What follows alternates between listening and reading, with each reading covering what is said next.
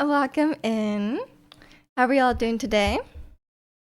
We have another terrible weather weekend.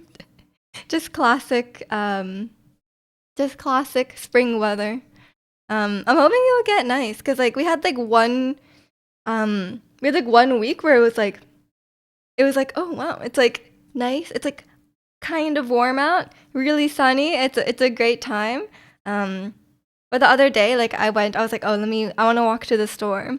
And then it was like the weather has been so weird. It's like there's like really dark clouds, but it's like really sunny sometimes. So you can see like the sun coming through like the really really dark clouds. So it's like very very sus. Like if you want to go outside, you're like it could be really sunny and warm out, or it could just immediately start pouring. Like you just don't know. But it's decided to pour right now, which is great. Um, yeah, hopefully we get some nicer weather soon. Cause it's like I think actually the kids might be in spring break, if I'm not mistaken. Um, I'm very out of touch with what the children are doing, but I think I think they might be on spring break, so that sucks for them. We used to always go to Japan on spring break, but I haven't been in the spring in a long time. Like I would go in like May, like late like April, like beginning of May, like sometime in May. But it's not really the same as spring because spring is really nice in Japan because it's like cherry blossom season. But maybe one of these days I'll go back in the spring. Can't relate because we only have two seasons. Oh yeah, a lot of places don't really have like spring and fall, right? Or some places have always summer. It's like summer and then like slightly cooler summer now. But yeah, we definitely it's quite nice. I think like we get like very four distinct seasons, right? Like we have like now spring. It's like warmer, but it's like kind of crisp. A lot of rain. Um, and I think springtime is quite nice. I don't get like too bad of allergies, so springtime is pretty chill. Fall is pretty chill as well. Um, but these days, I think yeah, we've been trending more towards like having less seasons because I feel like it was oh my god, I feel like a couple of years ago it was really hot. Like it was really hot like late into the fall. Like it was like October and it was like quite warm, but we still get fall. You see, imagine having winter. And welcome in, Estat. How are you? Your ISP is arriving soon. Oh my gosh. A day and a half without internet is so long.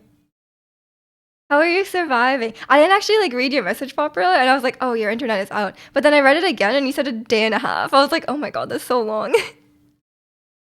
Got spotty 480p Michu. Enjoy. Um, Now that I can have like the transcoding, you can actually watch. I think I stream in 1080p now because I realize I can. Because before I didn't want to stream too high because like some people have bad internet, right? But now they can just choose the settings. So I get 1080. 480p Michu is nicer. 1080p Michu is a little stuck up. I mean, I won't deny that. I'm a little bit not like spoiled, but like I'm a little bit like don't know the right word. I want to say stuck up, but like I'm very picky about like if I'm like gonna like go somewhere like on a hotel, like I'm very picky about hotels. Like I'm like if it's like gross, I just feel like I cannot stand if it seems like dirty or like I just can't. So yeah, I won't even deny that. When's 4K 120? Can you even stream in 4K on Twitch? That must use a lot of bound. I probably could because I have like gigabit internet, but like, do I? Who would watch at 4K? And does it add anything? Last Friday was the worst Friday night of all time. You have Persona 5 still? Are you not sick of Persona 5? What are you doing? we ate dinner and then watched nothing. Like I was a kid. Okay, for real, for real. Like whenever I don't have internet, I'm like, what do I do? Do I just sit here? Like, do I just sit here like stare at the wall? Like, what am I supposed to do? You know?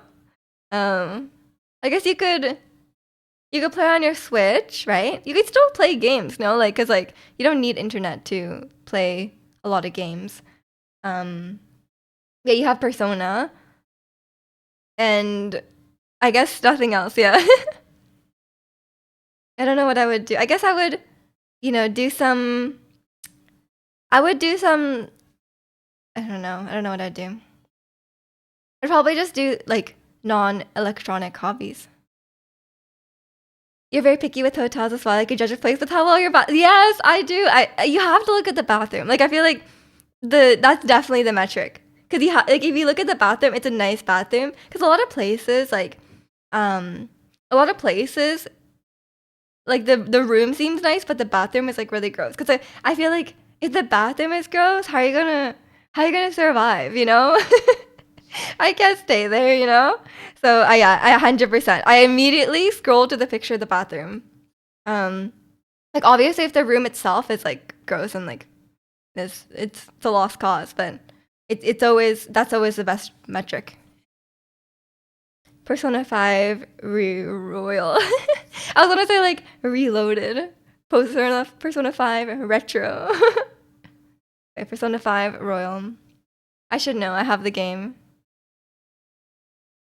But yeah, it's I'm definitely picky with those things. So I won't even deny. I'm not like a chill like I go camping person.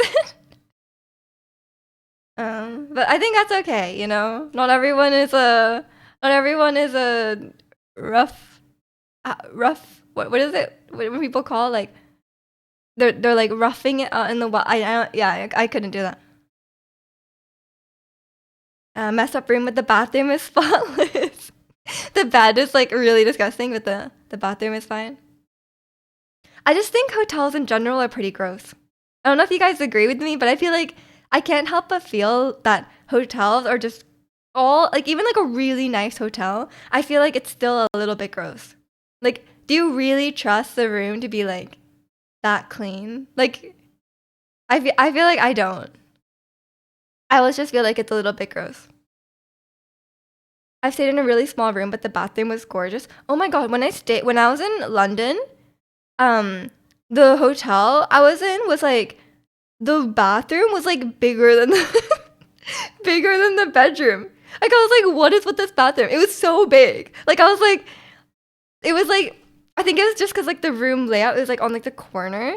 But the bathroom was like there was like the toilet, the sink, the shower, which was like taking up like 5% of the room, and the rest of the room was just like open space. I was like, why? Like why do you need this much um like floor space in the bathroom? Like what? There was enough space there to have like I don't know like a dance routine or something, you know? Like there was way more open space in the bathroom than there was in the living area, and I was like, why? Like I don't know. I feel like I don't need that much space in the bathroom. Like I don't like really really small bathrooms, but like if you have like a decent like amount of space to move around, then like that's probably fine, you know?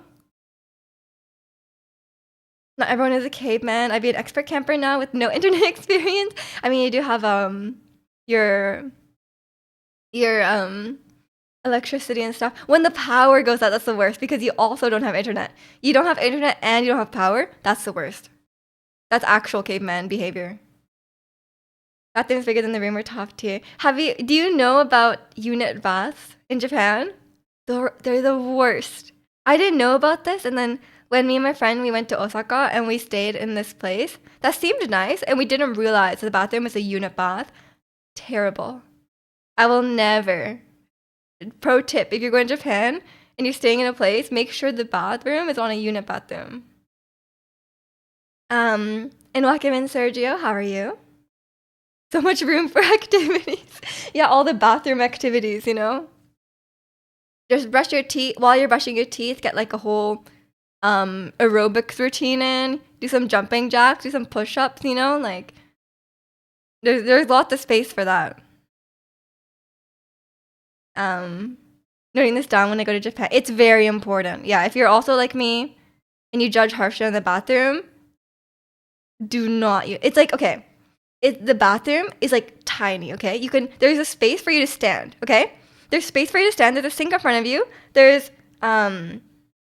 like the sink, usually like the toilet, the sink is like above the toilet, and then that's how small it is. And then and then there's like the shower beside you, but when it's so small that when you shower, everything gets wet. So when you shower, like the sink gets wet, which is fine, but the toilet gets wet, the floor gets wet.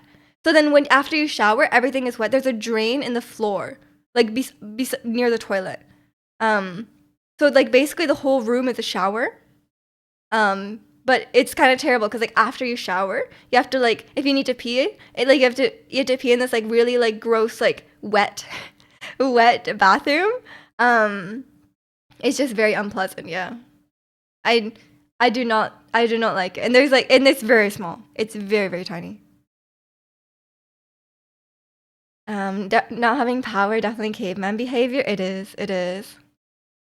I haven't had like too many like long power like maybe like it's like one day or like one full day max. But it's not good.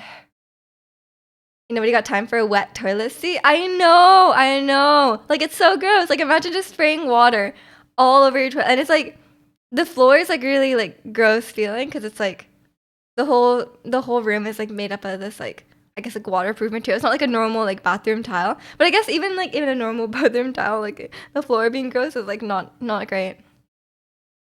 And Kalani, welcome in. Thanks for the 99. How are you? We're just talking about hotel bathrooms. Very very important topic. Yeah, but I like a nice bathroom. When I was in I can't remember. I think when I was in Dublin, the hotel I stayed in had like one of those bathrooms with like the really bright lights on it. Like you like wave at it and it lights up like really bright. That was actually insane. I want that. Whenever I have like a permanent place, like I'm installing that. Doing good. How am I? I'm doing pretty good as well. And welcome in Ricky 88. We don't like the 88. How about Airbnb bathrooms? I don't know if we can like generalize Airbnb bathrooms because you could have an Airbnb that's like a mansion. Or do you mean airplane bathrooms? Yeah, we don't like 88. Because like Airbnb is not like it's very it's very dependent on the place. But airplane bathrooms are really gross. But at that point, there's like nothing you can do about it, you know? Like it's obviously like, it's not like you can have like a really nice bath. Actually, do you guys get those ads? I've been getting those ads for like Emirates flights. I can't remember what they say. And then she's like in this really nice bathroom and there's like a shower. And she's like, yeah, I just showered in the airplane bathroom. And I was like, it looks like a really like 5-star hotel bathroom. I was like, what is going on? This is on a plane? Like, what are you guys doing? It must be like a $10,000 flight, you know? Or it must be more than that. It must be like $30,000 flight. And welcome in, Angel. Welcome to the Yap Squad. How are you today? Shared bathrooms, I can tolerate it because there's some posh hostels that put some hotels to shame. I've never stayed in a hostel actually. But I'm sure there is some nice ones for sure. But yeah, some hotels are really gross. Absolutely. Cute fit is giving kitchen table. Thank you. That's what I was going for. Yeah, I woke up and I saw my kitchen table and I was like, damn, I want to be that. But I don't wear this enough because I feel like it's too if it's like a little It feels like too I don't know. I don't know how to describe it. It feels too like bureaucratic, I guess. I feel like I'm like if I buttoned it up, I feel like I'd be like a politician. Maybe I just like it just makes me think of like Hillary Clinton, especially with like it has like these like puffs on the shoulder. Maybe, but I guess she always wears pantsuits, so maybe it's not the same thing. Um, have you been to Thailand? If so, what are some recommendations in terms of places to see? I've never been to Thailand, but I really want to. But I have not been yet. I haven't been anywhere in Southeast Asia, but I will go one day. The the politician type, yeah, that's not what I want to be associated with. Yeah, the honorable Miju. Am I a judge? No, I don't. I think judges always wear those like robes. You know how the jam jars sometimes have that fabric cover on top? Ooh, yeah, yeah. Oh, you mean like a checkered tablecloth, like a picnic? Yeah, I can live with that. The cost is so low over there. I know, yeah. There is a. I mean, I guess I'll watch. I haven't watched White Lotus season 3, um, but maybe I'll see what. It's gonna have like a really bad view of judging by the other like actually like all the White Lotus films like they put it in the right they like showed the places in a really nice light, but I guess what happens in the resort is like questionable. But I'm sure that Thailand looks very nice in White Lotus. But I would love to go. Imagine eating Thai food every day. And I heard that like Thai food in the West is not the same as Thai food in Thailand because like apparently there's like a big like conspiracy to like bring Thai food over into the West and they like do something different to it. And welcome in, Maestro. How are you? You look so posh. It's giving Clueless. Clueless is one of my top 3 films. I definitely know it. Clueless, definitely huge fashion inspiration in my life. Not rich enough to like really, really go full Clueless, but like if I was, I'd have that closet for sure. Thailand would be fun to visit if you can restrain from going to Japan yet again. You could go to Thailand. You've yet to try Thai food? It's really good. I'm a big fan of Thai food. But you know what? I actually love Malaysian food the most. There's a Malaysian restaurant here. It's like one of my favorites. I know there's probably like a decent overlap. You didn't know about that conspiracy? I don't know if it's real, but like I think there's definitely a push from like the Thai government and stuff to like have more like food exports and like kind of like introduce the world to Thai food, which is valid. They do have good food. They should bring it over. Imagine pad Thai in Thailand. I'm sure there's just so much. Like there's probably so much Thai food that we just don't know about. Malaysian and Vietnamese cuisine are amazing. True, Vietnamese as well. Yeah, I just need to go. I only travel. I don't know if we have the same. We have the same hotel bathroom opinion. Do you also travel to eat? Hands up if you travel to eat. Or do you travel for a different reason? Because for me, I definitely travel to eat. Like, it's great seeing a new place, but have I really experienced it if I haven't eaten all the food? You're doing well, just woke up. I hope you had a good sleep, good Friday night sleep. But yeah, for me, it's like, I will never understand the people who travel and then like don't eat the local food, Because I'm like, that's the whole point. Like, who cares about seeing landmarks? We don't need to see those. We just need to eat. That's my homegirl. She does it a lot. She just goes there. Goes to places and eats. That's valid. That's valid. I'm traveling next week within the country and I'm almost exclusively excited to eat. Let's go. Let's go. Like right now, she's in Japan to watch the Dodgers Tokyo games and get some ramen and yakisoba. Of course, of course. Sounds delicious. I guess she really likes noodles. There's lots of great food. Is the Dodgers Tokyo game like Otani? I only know one baseball player, and it's Otani. Oh, she's a big Otani fan. Okay, okay.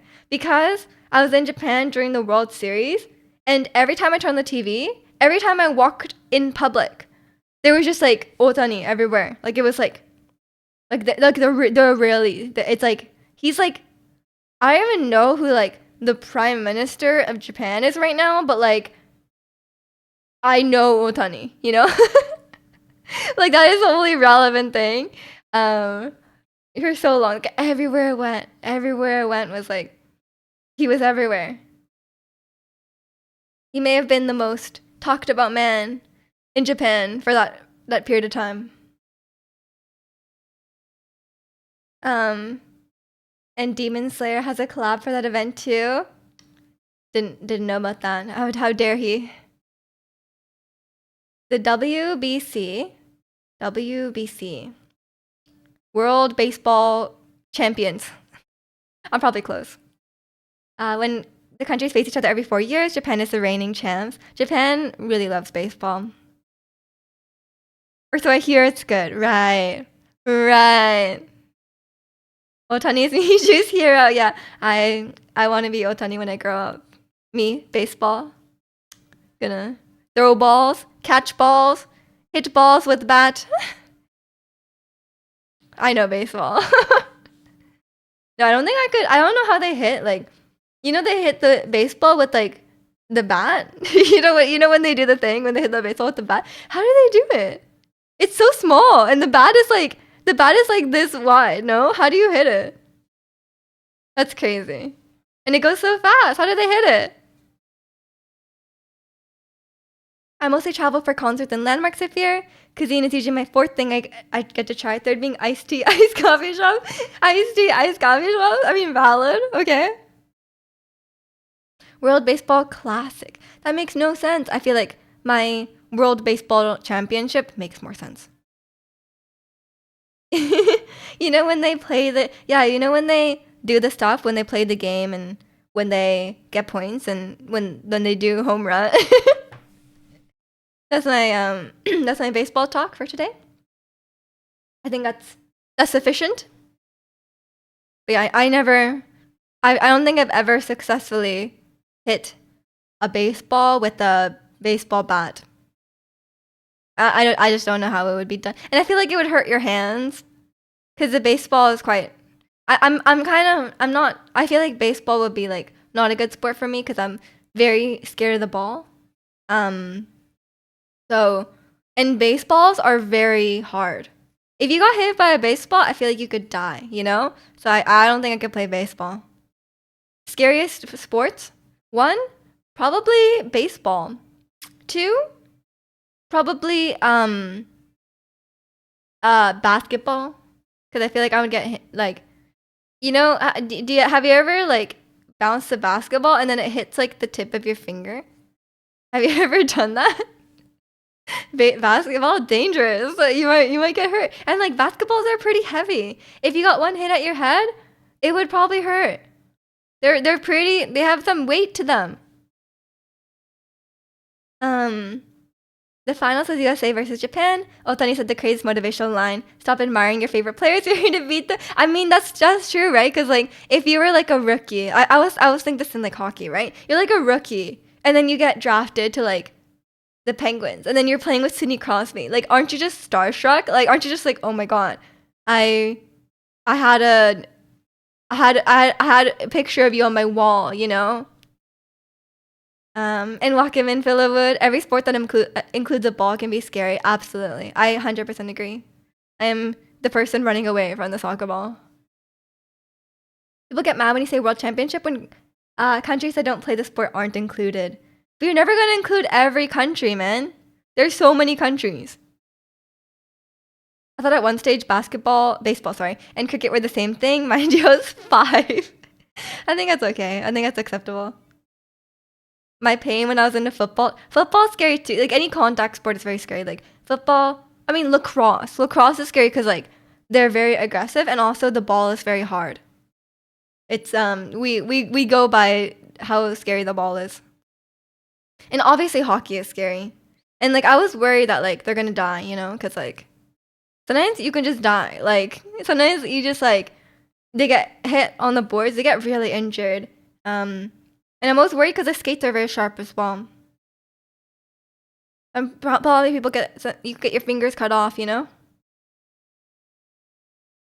Baseball is my country's national sport, and I'm a disgrace as a Cuban playing it. Cause you're bad. It's okay, you're a musician. You need to save your hands. Have you ever stuck your fingers in a bowling ball? Like in a normal way, or like you mean like did I like break my fingers in a bowling ball or get stuck in them? Tell that to the grumpy people. Yeah, who knows? Who knows? I'm not following the sports you know, the sports talk. The conversation. I'm not part of it. Um love that Otani just hate that he went to the Dodgers. Oh, did he change teams? Lydia, your worst enemy in sports. Oh no. Misamo is also throwing the first pitch and performing. Nice. I hope they throw a good pitch. Are they all throwing a pitch together? Or who's throwing it? I feel like Momo could do it.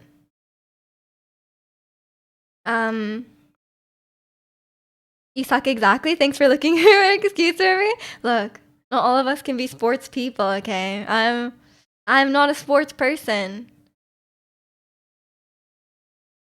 I've been to exactly one. I think I've told this story, but I've been to exactly one baseball game. It was Cubs versus Pittsburgh Pirates, something like that. It's not Penguins. I think it's like Pirates. And then we were there on a school trip. We were on a school trip to Chicago, and it was very cold. And we were watching the game, and like nothing happened. And then half our class went and waited in the bus. But I stayed out and I watched the whole game because I was like, well, I'm here. I may as well watch the whole game. But it was freezing. It was I don't really remember who won or like what happened, but like I met that guy, the cub, the cub himself, which was nice. And then we tried to get warm drinks, but they were kind of bad. Um, Speaking of which, it's the Dodgers versus Japanese teams, and Shohei just ripped a home run on them. Nice. Baseball is more exciting in this day and age than back then. I mean, it wasn't that long ago. It was like 2015. I guess that was 10 years ago. Oh my god. And now I feel old. Did I graduate high school like 10 years ago? But football is always the number one. I still haven't watched a football game. I didn't get the opportunity to watch a football game. I've only watched soccer. I watched my first soccer game. I went to Whitecaps. But yeah, then that not really. The only sports games I went to growing up were like my brother's hockey games and sometimes Vancouver Giants. Like it's like the WHL team I think here. We went to some of those. And Wakamin bubble. Definitely cold during the later half of the year. I don't even know what time of the year it was. It wasn't like a cold season. It was just cold. But I guess Chicago's just cold. I don't know. But it was like no, it was like summer weather because I have pictures of myself and like I was wearing like shorts. Like I was dressed for like summer. So I don't know why. I think it was just really windy that night. Yeah, it was super windy. I definitely saw why they called it the Windy City. Baseball is more exciting. I don't know. I didn't find it very. Nothing really happened. The Cubs got an amazing pitcher named Shota Imanaga. Okay. I'm just gonna remember Otani, and I think that's all I need. They changed a lot of rules, and games are shorter. That's good. That's good. I think they're doing that with soccer too, right? Like, MLS. Like they're making a lot of rules so people can just like lie on the ground for like 10 minutes, you know? Where they're like every like 5 minutes someone like falls on the ground. Like I think they stopped doing that. Chicago, yeah, very, very. It was. I think it was. It wasn't like that cold of a day. Like I think it was like where it was. If we went, it was probably in like April or May or something like that, you know. But it was just that night was just cold. Big fan of the pitch clock, but back in the day, you didn't need. I don't know. I thought it was really. I thought it was very slow. It's hard to see. Like they don't have like a big screen, right? Like it was hard to see. Maybe it's just like the Chicago Wrigley whatever. Um, but at least like when I went to hockey, when I went to Canucks, like it was really easy to because like it's very well. It's just like the way the arena is designed. It's like so easy to see everything. But I guess the arena's a lot smaller, so you know, fair enough. But even in like soccer, it's easy to see. But football is like I don't know. I was like we didn't have like amazing seats, right? Because we were um like we were on like a school trip, but like I think we were like kind of high up and it wasn't that good. I think we ended up moving down because like the arena was it was pretty empty. So then we ended up like going down, just getting better seats because like no one was there. No offense to Chicago Cubs, no one was there. So then we just, but like still, it's not that easy to tell what's going on. Just remember that Sammy Sosa is the best ever. Okay. Remember, yeah, I remember Otani. Is like the best baseball player all time now. I remember like when I was in Japan, there was that World Series, right? And then like he like slid and then he like hurt his shoulder, and they were playing that clip like every 10 minutes on the news. They were like, okay, Otani still no updates on his arm injury, and like everyone like it was like the world was ending. Like like that clip, I watched like that clip of him sliding and hurting his arm like a million times. I was like, I've seen it. Okay, like at this point, look, he hurt his shoulder. Like I see that. Like it was crazy. He went to ASU. Sammy Sosa. Sammy Sosa. That's an easy name to remember. That's a good name. That's a great name for a guy. He couldn't pitch for a while. Oh, is he a pitcher? I don't really understand like the positions on baseball. My only experience with baseball is like playing playing baseball and also playing kickball. Yeah, my only experience with baseball is playing baseball. It's playing kickball in school, which is like basically the same rules. No, you just kick the ball instead, and then we sports we sports baseball. Barry Bonds went to ASU, which is your school's rival. Oh, okay. I just assumed that was a good thing because I was like, oh, it's Arizona. What does Alex Rodriguez use to fish? A rod. I don't really get the joke. I'm assuming that's his nickname. Otani plays both pitcher and outfield, which is rare. But you can't play both at the same time, no? So like he just switches back and forth. So does everyone on the team do the batting? Because when you're batting, that's all you have, right? You just have batting. So does everyone do batting, and then some people will like be standing on the base, and some people will be standing on the field, and some people will be pitching? Like you're either one or the other. So half the time you're doing nothing. So if you're a batter, when your team is on the outfield, you just wait. I would have thought they do both. Because in Wii Sports, you do both. In Wii Sports, you definitely do both.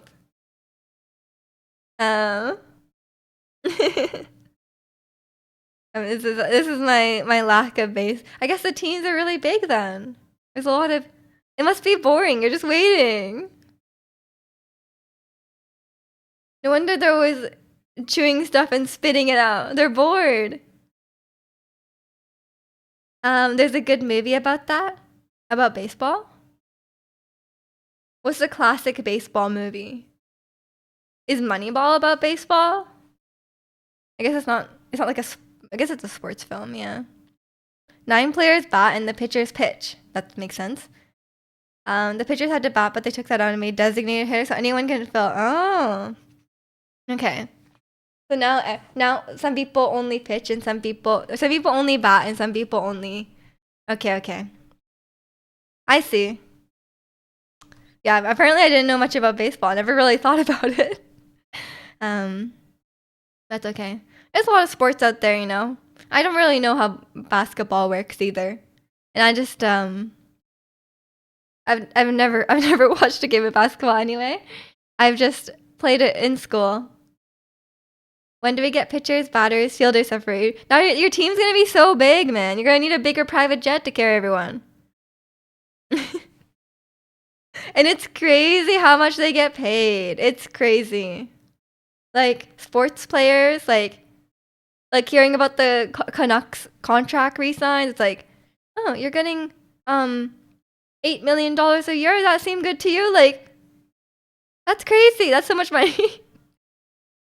It's a worldwide game for a reason, but the reason to fall asleep for me, yeah, I find it quite boring as well.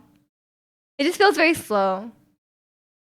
Like the only sport I don't like. There's a couple sports I don't really mind watching. Like I don't mind like hockey. I feel like it's very fast paced. But the games are very long. That's the trade off. Hockey is very fast paced, but the games are so long. Like, cause it's like 60 minutes of play, 2.5 hours of the game, right? So it's like it does. That's the only trade off. Soccer can be nice because like I know like the rules are pretty simple. It's easy to follow, but when they like lie on the ground a lot, it's a bit annoying. But I don't think the Whitecaps really do that. But soccer is not too bad. Yeah, I don't have much experience with other sports, so that's what I would say. I think we also like curling here in Canada. Curling can be fun to watch. Um, is hockey like soccer but with ice and sticks? I guess in some sense, because you're like trying to get it in the you're trying to get it in the goal. It's not really that similar though. I think because like there's like it's like a full contact sport, so there's a lot of like hitting and they fight like with their hands. So it's a lot more violent and a lot more exciting because you know they start punching each other sometimes, and then they like hit each other. Yeah, like they'll like slam each other into the boards, and that's how they like get the puck back. And it's more fast paced because they can move a lot faster by skating than running, right? Smaller arena. If any sport gets me to fall asleep, it's golf. Went to one event for my friend, almost fell asleep. Cause like, okay, in golf, surely you're just waiting for them to walk to the next one, you know, like because like they hit the ball really far, and then they're like, okay, let me get on my golf cart and go over, and that probably takes like 10 minutes. And welcome in PT. Hockey's actually exciting. Hockey's pretty exciting. Curling was fun to watch when USA won Olympic gold. Curling is fun. Same with the USA versus Canada again. Yeah, there was fighting, man. You went to a boxing match in the hockey game broke out. Oh no. I actually like can't watch boxing. It's kind of scary. Cause like I never watched boxing, and then I watched like the chess boxing, right? The Ludwig chess boxing, and I was watching it, and I never watched like a martial arts fight before, and I was like, damn, they're like really hurting each other. And then when they're done, they're like all like caught up on their face. I'm like, oh, that's very violent. So I was like, that was enlightening to me. You gotta watch a game someday. If you ever move to Canada, Ricky, if you decide to say screw America, moving to Canada, which is valid, then you gotta watch some hockey. The movie's called Moneyball. Yeah, that's what I said. Yeah, good on me. I knew the baseball game, the movie. Coach that buys bad players are really good at specific things, and they're switching and positioning roles to win the league. Spoilers. No, I don't mind. I gotta watch that movie one day because my brother said it's one of his favorites. So I was like, I'll watch it, and then I never watched it, so I'll need to get around to it. They may have won the game, but we won the fights. Canada forever. We won. Hockey is the only sport where they sub players out while play continues. Oh yeah, and they have like really short, I almost said rotations. Is this Genshin? They have really short play time, short field time. And welcome in Gamer Sushi. UFC was more wild than boxing live. I don't think I could even watch UFC. I feel like it's scary. And welcome in Blue Flare. Happy Saturday to you too. Seeing a girl choke out another, oh my god. Um, but like, I don't know. I think it's like, cause like I don't have too much of a problem with like violent like shows and stuff to some extent. Like obviously like I have a limit. But like if I watch someone punch someone in a show, like I don't feel that scared or anything like that. But then seeing like just knowing it's real seems really, it's very kind of, it's kind of scary. I don't know, because they're like actually getting hurt. And Wakaman Dallas, it's going pretty good. How about you? The main team in a sports movie won. Spoiler! I know, right? How I can't believe they won. Actually, in Ted Lasso, they do lose quite a few times. Moneyball is based off the currently worst team that's gonna move to New York City. Oh no! For a good amount of time, I really wanted to move somewhere in Canada, like Nova Scotia. Why Nova Scotia specifically? The movie, while not listing the city name and wearing the patch of another city, is peak lameness. That move. Sorry. My favorite sports movies: Remember the Titans and Coach Carter. Do I have a favorite sports movie? I can't even think of one. I've never even heard of those two movies, by the way. I mean, I like Ted Lasso, like season 1, season 2. Didn't really like season 3. I'm sure there's some that I'm not thinking of. There's probably sports movies I've enjoyed. I just cannot think of them off the top of my head. What would it be? Sports movies. I'm just gonna Google sports movies. I can only think of like kids movies. Sports movies. Challengers. I guess it's a sports movie, yeah. I like Challengers. I don't know any of these. Bring It On. Sorry. I mean, I guess that is a sports movie. They're right. I never thought about that.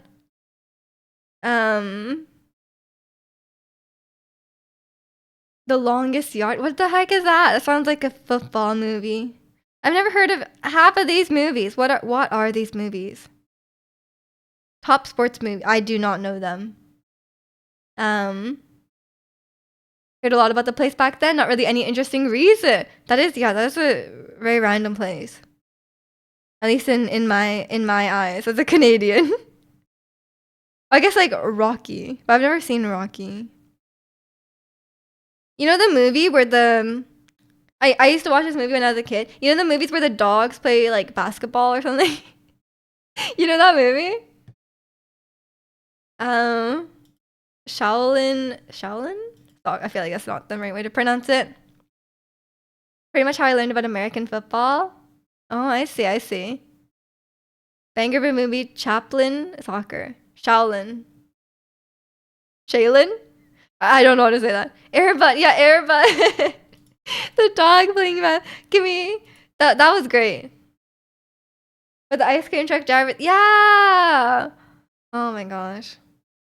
Classic film. I guess Bring It On. Actually, Bring It On is a pretty great movie. Let's be real. A great teen sports movie. I don't know like half of these sports movies that are on this list, so I guess like I can't really speak to it. I was considering watching like the Creed or whatever, because I like Michael B. Jordan, but I haven't gotten around to watching it. I don't know if it's like actually good. Typing on the phone is autocorrect is messing me up. I know typing emotes on your phone is like the worst. Creed is so good. Okay. I'll have to check it out. With arms wide open. I don't get your reference. iPhone keyboard is the worst. I mean, I think after a while it like learns certain words you type. Cause like I type words that aren't like real words, right? Like, and then eventually it learns them. It's part of the Rocky movies. Yeah, I know. But I haven't watched the Rocky movies, but I was considering watching Creed. Just divorced dad music. Is it? Wait, are you talking about Creed? Isn't Creed like a band? Um, yeah, I don't. I feel like I haven't watched that many sports movies. But honestly, like Ted Lasso recently was surprisingly very enjoyable. Um, Kalani is a wrong low key divorce. What's peak divorce dad music? I'm thinking like I don't even know. There's so many. There's so many. Like I think it has to be like a rock band, you know, like a classic rock band or something like that. Um, Kung Fu Hustle. I don't know these films. I think I'm missing out on. I think I have a blind spot of whatever these genres are.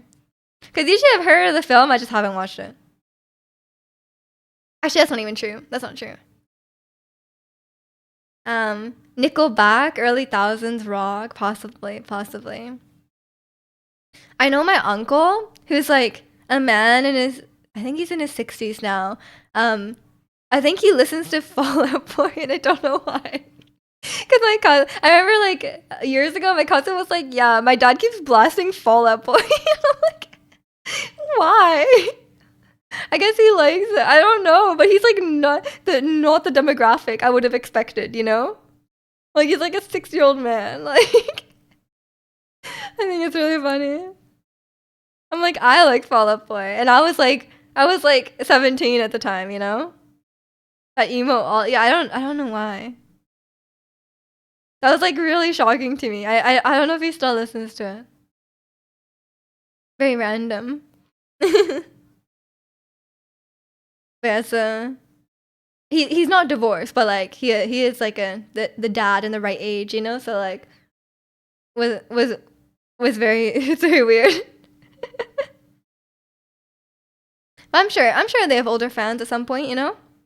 They like but I feel like it really was popular when people were like teens, you know? When people were teenagers in like the thousands, early or like late 2000s, and then like another resurgence when they like came back from their hiatus in like late 2010s. Cuz like I was the right age when they came back a second time in like 2014, you know?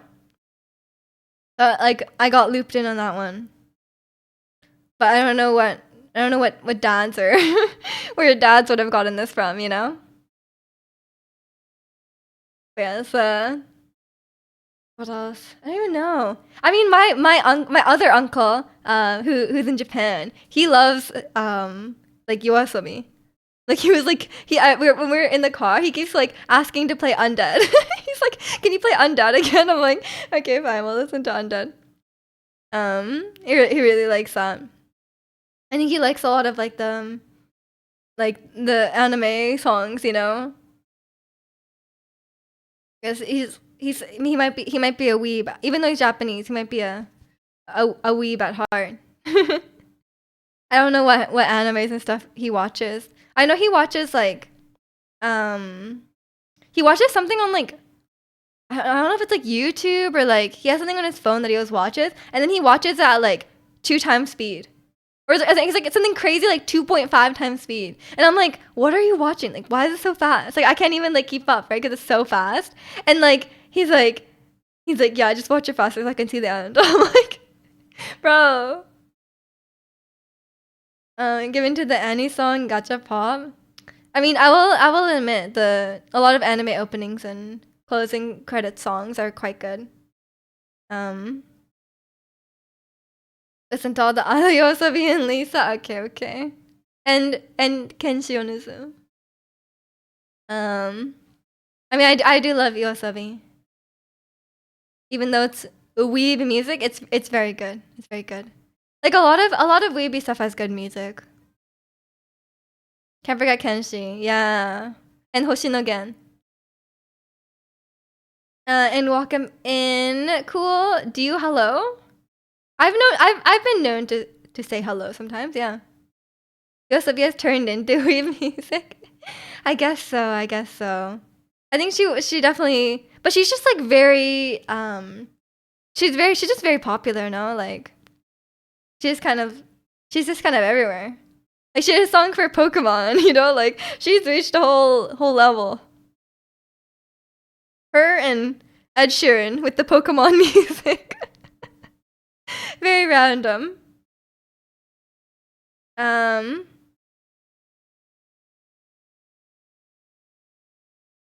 but yeah, it's went into anime music like Vandi and Natori. Or what? I think someone was telling me. Oh no, it was Kinshi Onizu. I think Yokomoto was telling me that he does like Vocaloid producing or something like that. I was like, okay. I don't go all the way to like Vocaloid, but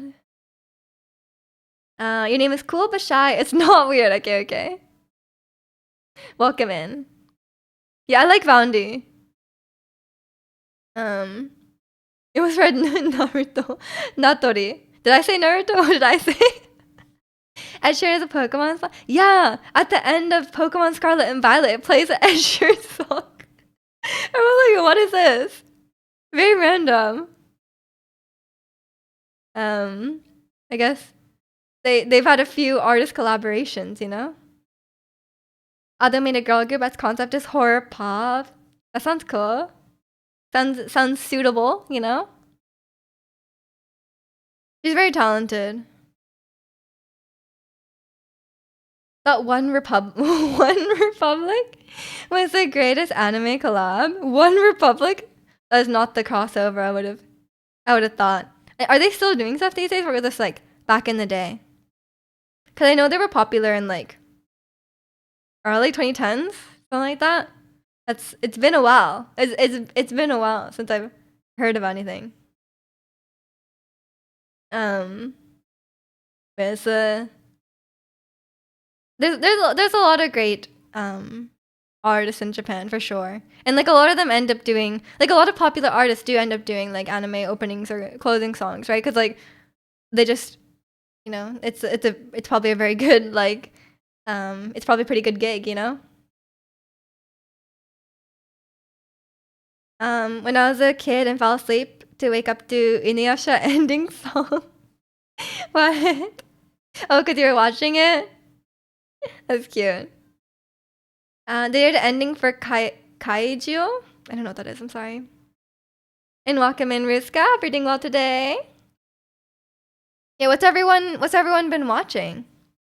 I swear, if you guys all say anime, you're all a band. What non-anime are we watching these days?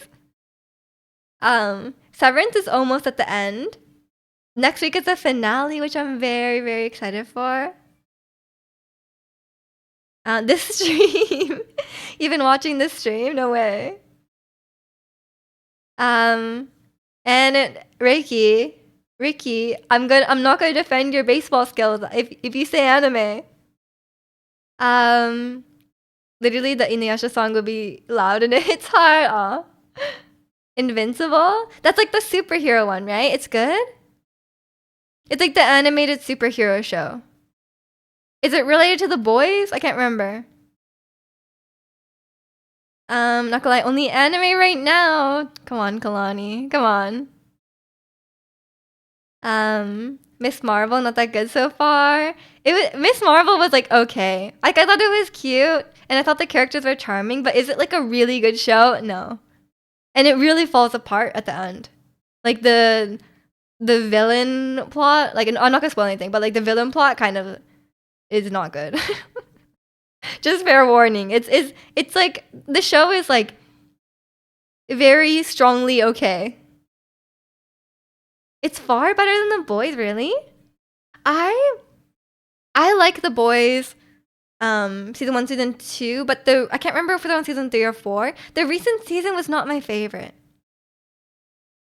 I feel like maybe the show should have ended earlier. I watch reaction videos on YouTube other than anime characters. What are they reacting to? Anime? Or just people reacting to stuff? Or be on Twitch watching you, Istat, or Emeru? I mean, Istat and Emeru, basically. Basically the same. Nice, nice. I will see you using Emeru emotes. She has a lot of great emotes. And welcome in, Con. How are you? Yeah, these days I've just been watching I've just been watching. What have I been watching on YouTube? You doing good? I'm glad. I'm glad. I've been watching some like Baldur's Gate like challenge runs and stuff, but I can't really watch the whole thing because I haven't finished the game. Um, I just watched until like Act Two ends, and then I just stop, and then I save it for later. um, but I don't know. How's everything going in here? It's going pretty good. I'm glad you're doing good. Yeah, I was watching a lot of like I'm just watching like all sorts of things, I guess. You watch reactions to music, anime, and British people trying American food and Korean food. Very specific. Okay. I find these days the reaction channels are like out of control. No, I mean it's not even like recently. It's been like the last like couple years. No, like some of the reaction videos are like very like sometimes I see like reaction. I'm like, what is your like what do you bring to the table by reacting to this? Sometimes they add nothing, you know, or like sometimes it's like they're like it will be like they will say like, oh, like this is like, you know, okay, I understand the ones that are like doctor reacts to this, right? Or if it's like a streamer that's like a personality and like they react to this, that makes sense. But like, but sometimes someone like I kept getting this video recommended that was like, no offense to this person, I'm sure the video was great, but it was like Korean person reacts to KDA. I'm like, is that your qualification? You're just Korean? Like, has nothing to do. Like, I mean, I guess it's like a K-pop band, but like, it's not really relevant. Or it's like, it would be like, oh, like, it would just be like a really random like description of yourself, and I'm like, that has nothing to do with the video. When YouTube algorithm is too specific. I mean, mine does know what I want. British people trying American food is so funny when they say there's so much flavor. So much flavor and seasoning to American food. Wait till they try like Korean food or like Indian food. That's so rare. I know. Personally, Tisha reacted. I know it's like literally like that. And I'm like, why? Like sometimes it's like there's some like movie and TV reaction people that I like to watch, and like that's because of their they have like a brand based off like, you know, reacting to movies, and like they have a lot of insight to add to movie, or like they have, you know, they have a lot of stuff to say, and it's kind of like a discussion, or they just, you know, or you just like their personality, right? But sometimes it's so random, like I have no idea. I'm like, you know, it's like very like bottom of the barrel stuff. But I do like a good like movie and TV reactions. I like Alex Myers a lot. I like Dylan is in trouble or something like that. I can't remember his full name. It's Dylan something. I like Ash. Those ones I usually watch. You like Halo and Kiss. I actually don't know those people. YouTube is so big. YouTube is so big. There's like there can be like a like there can be like so many like a genre channel. It's like okay, I didn't know about this. Like say there's like, oh, cleaning YouTube where they like clean stuff and they have like 10 million subscribers. You know, like YouTube is so big. And Joaquin Interconi and Dylan G. Do they have a YouTube channel? No, I watched so many. Okay, also like with Severance, speaking of Severance, every week on Severance, the show will come out, and then like 30 minutes later, people have like 30-minute videos about the episode. I'm like, wow, these people are really racing to the bottom, no? Because it's like, what can you really add if you like immediately filmed a video and then like posted it? Because like a lot of times it's like, oh, this shot is of an apple, and apples are often represented in the Bible of Adam and Eve, and you're like, that's a stretch. Like it has nothing to do with what's going on the screen. And then they'll just like point out like random things. I'm like, you're really just like saying whatever at this point, you know?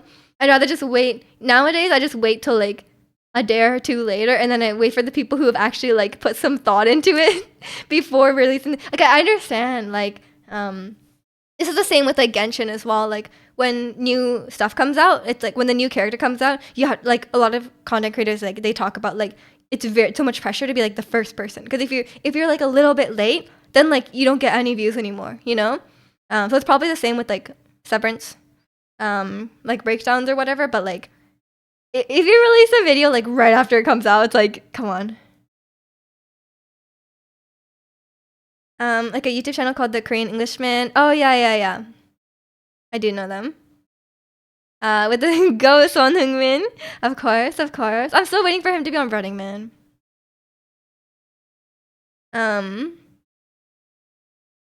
Reactions are so saturated. Yeah. I mean, there's some good ones out there, but like there's a lot. There's a lot. And sometimes they don't add anything to the video, you know, like sometimes they just like sit there. You're like, okay. If you did, would you watch it in your Audi's channel? Any for sure. They will just love to hear someone talk about it without sounding too scripted. Yeah, I mean, some people have like even like the people who react on stream and it's like a live reaction. Some people have like very just like have very good you know, like thoughts and stuff on things. You know, some people just have like really good thoughts and like analysis about things. And some people just add nothing, you know, like some people it's like their head is empty, they're adding nothing to it, you know. So it really depends on the person, I think. Like sometimes I love watching reactions because it's like it kind of feels like it can give you a lot more thoughts for yourself as well, and they can bring up stuff that you didn't really consider before. But sometimes they're just like watch the video and they're like, wow, that's so true. Wow, that's crazy. And then they just like they don't add anything. I'm like, okay, what did he really bring to this?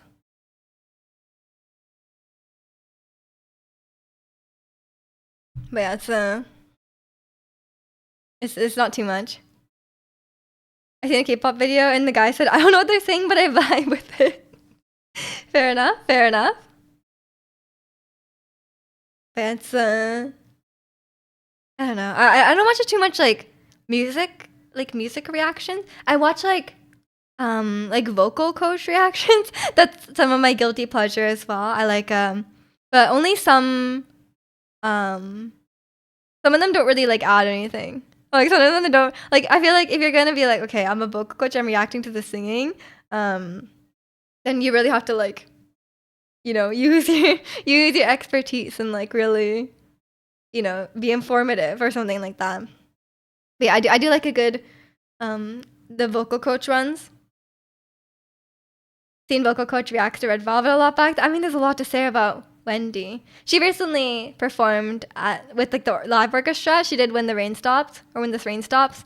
And she's as great as ever, you know, fully live, like completely live, no backtrack, nothing. She sounds incredible, but it's Wendy. It's Wendy, and Wendy does what Wendy does, you know? There's some good ones, and producers react. Oh yeah, producers react can be interesting too, because like, you know, it goes more into like the production side of the song. Wendy, the pride of Canada. Yeah, we claim her. She was here for like, I don't know, a few years. We claim her. We'll claim like Somi as well. Yes. Speaking of Wendy, look, she's here. She heard us. She decided to come next on the shuffle. Wendy's so talented, for real. Like, I feel like, you know, like, okay, there's like a certain level, like for idols, right? There's like, it's like there's a lot of things where it's like, oh, they're good for an idol. Like they're a good idol singer. They're a good like there's this concept of like a good idol dancer, right? And you're not necessarily like an incredible dancer on like a professional dancer scale, right? But like a good idol dancer is sort of a different skill set than being like a really good dancer in general. But like, and I think it's the same with idol singers. But Wendy's just a good singer, like period. You know, there's not a lot of idols who are just good singers, like straight up. And welcome in, Jeno. Nice jacket, thank you. It's kind of like a cardigan, yeah. When they put her and Ning Ning together, your ears were blessed. In the what the hell was that group called? Girls what's it called? Girls on Top? Girls Together? I have no idea. It was something like that, right? I literally cannot remember. But yeah, some artists are generally pretty good at singing. They put some effort into that for sure. There's a special performance for SM Town. Oh, okay. But you guys know I have a pretty high bar for vocals, but I just kind of accepted that, you know, like as an industry, they don't really care that much. I think only Karina and Winter were in Girls on Top. Oh, okay. Fair enough. Can you recommend us good K-pop groups and idols? I only listen to New Jeans and BTS. I mean, it depends what you're into. Like, do you mean like I was just talking about vocals? Are you talking about like people who are good at singing, or do you just mean like in general? I mean, we love BB here. I don't know if she counts as an idol, but we love BB. I'm a big Blackpink fan. You probably already know of Blackpink. I probably don't need to tell you. Good songs. I mean, I have a whole playlist here. These are my favorites in terms of K-pop. What is it? I mean, these are my personal favorites for sure. But I'm sure everyone in chat will have a different thing. BB might as well be at this point. Her popularity is skyrocketing. That's true. But I don't think an idol just means you're popular, you know? Because there's a lot of like ballad singers who are popular, but they're definitely not idols. And there's like bands and stuff. But she kind of has like idol vibes for sure.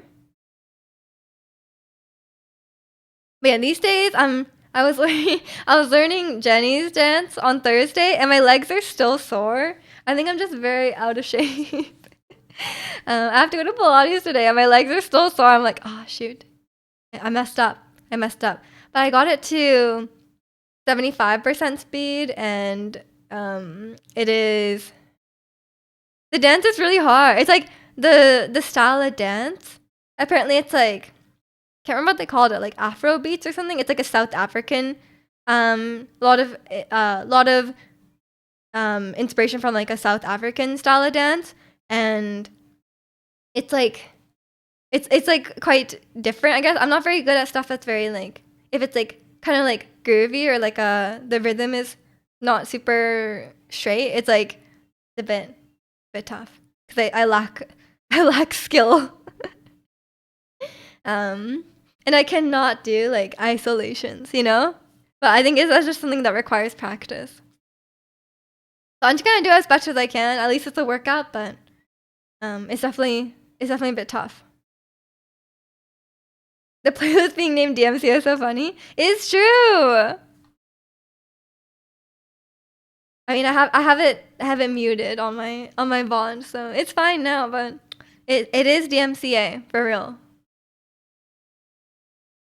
But yeah, it's I don't update the playlist too much. I added the Jenny songs. Added the New Jeans song. I have exactly one New Jeans song on the playlist now. I have House Sweet on there because I want to learn the dance. Cause I think the dance is cool, but I don't know if I can do it. I think it's one of those. A lot of New Jeans dances. I don't know what the style is that they incorporate. But like, I think New Jeans dances are like. They look easy, but if you are not good at dancing, you look really stupid doing them. You know? Like I feel like like imagine dancing hype boy, but you're not good at dancing. I think it just looks awkward. Like I think that's what it is. How are the singing classes going? Were you talking about that? Oh, I didn't talk about it. Yeah, I actually wanted to. We were learning "Think of Me" from Phantom of the Opera, and I was like struggling to like sing in like a more like classical style because like I only really sing like pop music and the contemporary music. Obviously I have never tried to sing classical music, and Phantom of the Opera is not like fully classical, but it has a lot of classical like elements, and like I was like trying to do it and I was like I can't really do it, like it just doesn't sound like And I was like just trying the best I can, right, to sing it in like a more classical way. And then my instructor, my singing teacher, is a classical, like a professional classical singer, and she was like, "Oh, like I would do it like this," and then she sang it, and I was like, "Oh my god!" like I was like stun locked. I was like, she sang it, and it was like nothing I've ever heard in my life. Like I was like the sound that came out of her mouth. I was like, how did you make that sound? Like it was crazy. I've never been to the opera. I really want to go, but I've never been to the opera. I've never heard classical singing live. Like I've heard really good singers. Don't get me wrong. But I've never heard like someone like right next to me singing classical, and like it was insane. Like it was like I was just blown away. Like I was just like, I don't even know how to react to it. I was like, damn, like whatever I was doing, like I was trying, I like trying to replicate classical sounds, and I like trying to do like the, you know, opera kind of voice, and I feel like I can do some, you know, I can do it somewhat, right? But whatever I was doing was not what she was doing. We were not singing the same song. Like I was like, damn, this is like completely different. But it was, yeah, I was just like, oh, okay, I want to hear her sing more. And now I'm like really into opera singing. I kind of want to do it. I want to be. I think I want to be like to just go only sing opera songs. Maya listening to Maya when one day, like a bit like freestyle. Yeah, whatever New Jeans dance style. Like okay, idol dancing is not like a specific style, right? Like idol dancing is idol dancing, right? They incorporate different styles, and different groups will incorporate different things, and they have like fundamentals in hip hop. But the K-pop dancers are not like dancers, right? Because like a lot of dancers will like specialize in certain styles, and they'll be like really good at it. But idol dancers are very like kind of like shallow level of everything, which is like fine, right? But you know they won't necessarily have like a very deep foundation in certain dances. So sometimes it could be tough. The whole body wave and house it can be super silly if you can't dance. Exactly. I'm like, I want to do it, but we'll see how it goes. OMG is a dance to learn here too. I mean, OMG seems quite easy. I was learning ETA for sure. Just proved you're paying the right person. She erased any doubt you had in her experience. I know. Like the first, when I first started with her in January, she had laryngitis. So she was like, oh, I can't really sing very much. And I was like, oh, that's fine. But then like, she sang like here and there, but we were learning Reflection. So we're learning like contemporary songs. We were singing some songs from Wicked, and we sang Reflection. So we didn't sing like any like classical music, right? So I never got to hear, like she sang and she sounded great. Don't get me wrong, like, she's an incredible singer no matter what she's singing. And I was like, oh, she sounds great. But the classical thing was just like a whole new thing. Miju knows the sleeper dance and don't want to cry. I don't know don't want to cry. I have not even attempted to learn that. I saw them do the kickflip thingy, and I was just like, that's okay, and I closed it. Idol dancing is idol dancing. Yes. Miju trying to be the next Badali and Aiki. I don't know who those people are, but I'm trying to be I forgot her name. What's her name? Leah Kim? Is that her name? There's a show that has a lot of opera music. It's called Attack on Titan. You should watch it to impress your teacher with your knowledge. Right. Lock him in, Sada coming in no twice. Oh no. You just missed it. We were listening to Signal earlier. I'm sure the next song will be twice, you know? It's just a bit delayed. It's coming, don't worry. Hope you're doing well today. No, she was like, oh, you want to do it? She asked me if I want to do a duet. And then I was like, sure, I guess I can do a duet. And then she recommended this song. It's called The Flower Dance. It's like a duet. But I was like, I don't know if I can sing with her. Like I don't know if I can keep up with her. Like I don't think I can.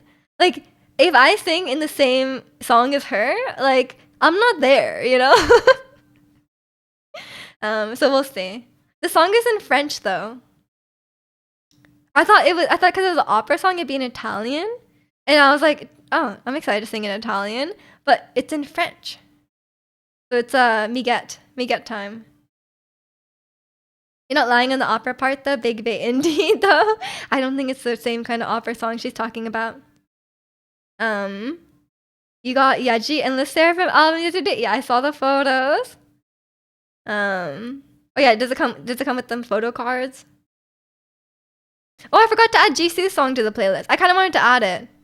I think Earthquake is nice. Let me add it. Earthquake. Will this reset my playlist though? Okay, make it go in the little one. Okay. You sound like you have a really high pitch. I don't think I have like the highest speaking voice, but I have a pretty high singing voice. I cannot sing low to save my life. I am definitely soprano. But my vocal coach is like a mezzo.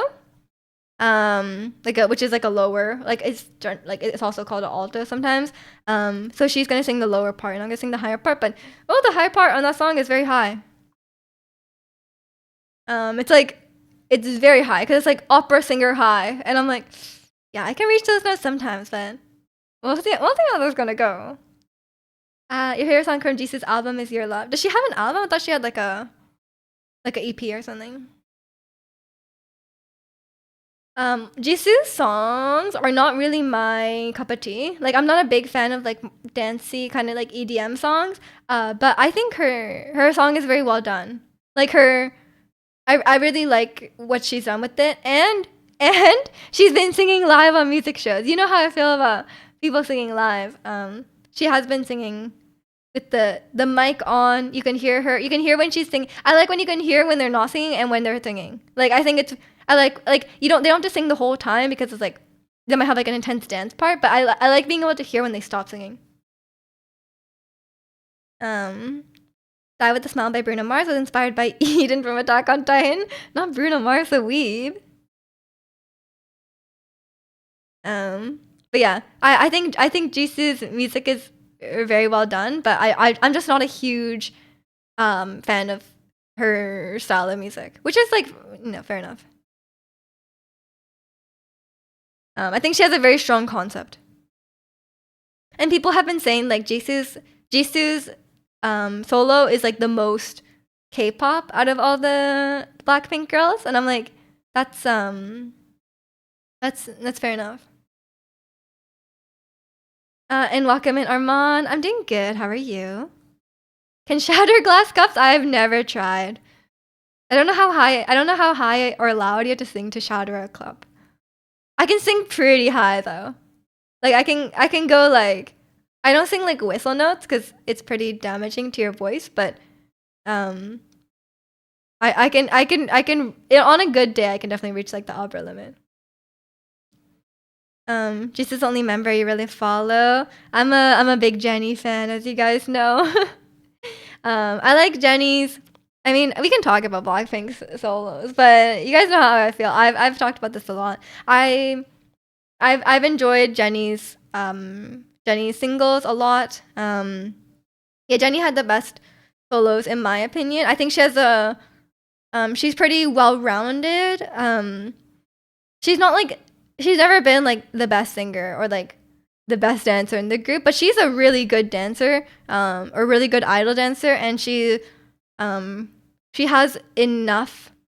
Like I don't think her vocals are the best, but like I think she has enough to add some character to the song, rather than it just all being because like I feel like with Lisa, in my opinion, with her vocals, I think she's not a vocalist, right? So while she sounds okay, like she can sound fine on a record, right? She sounds fine, but I don't think she has enough like vocal skills to really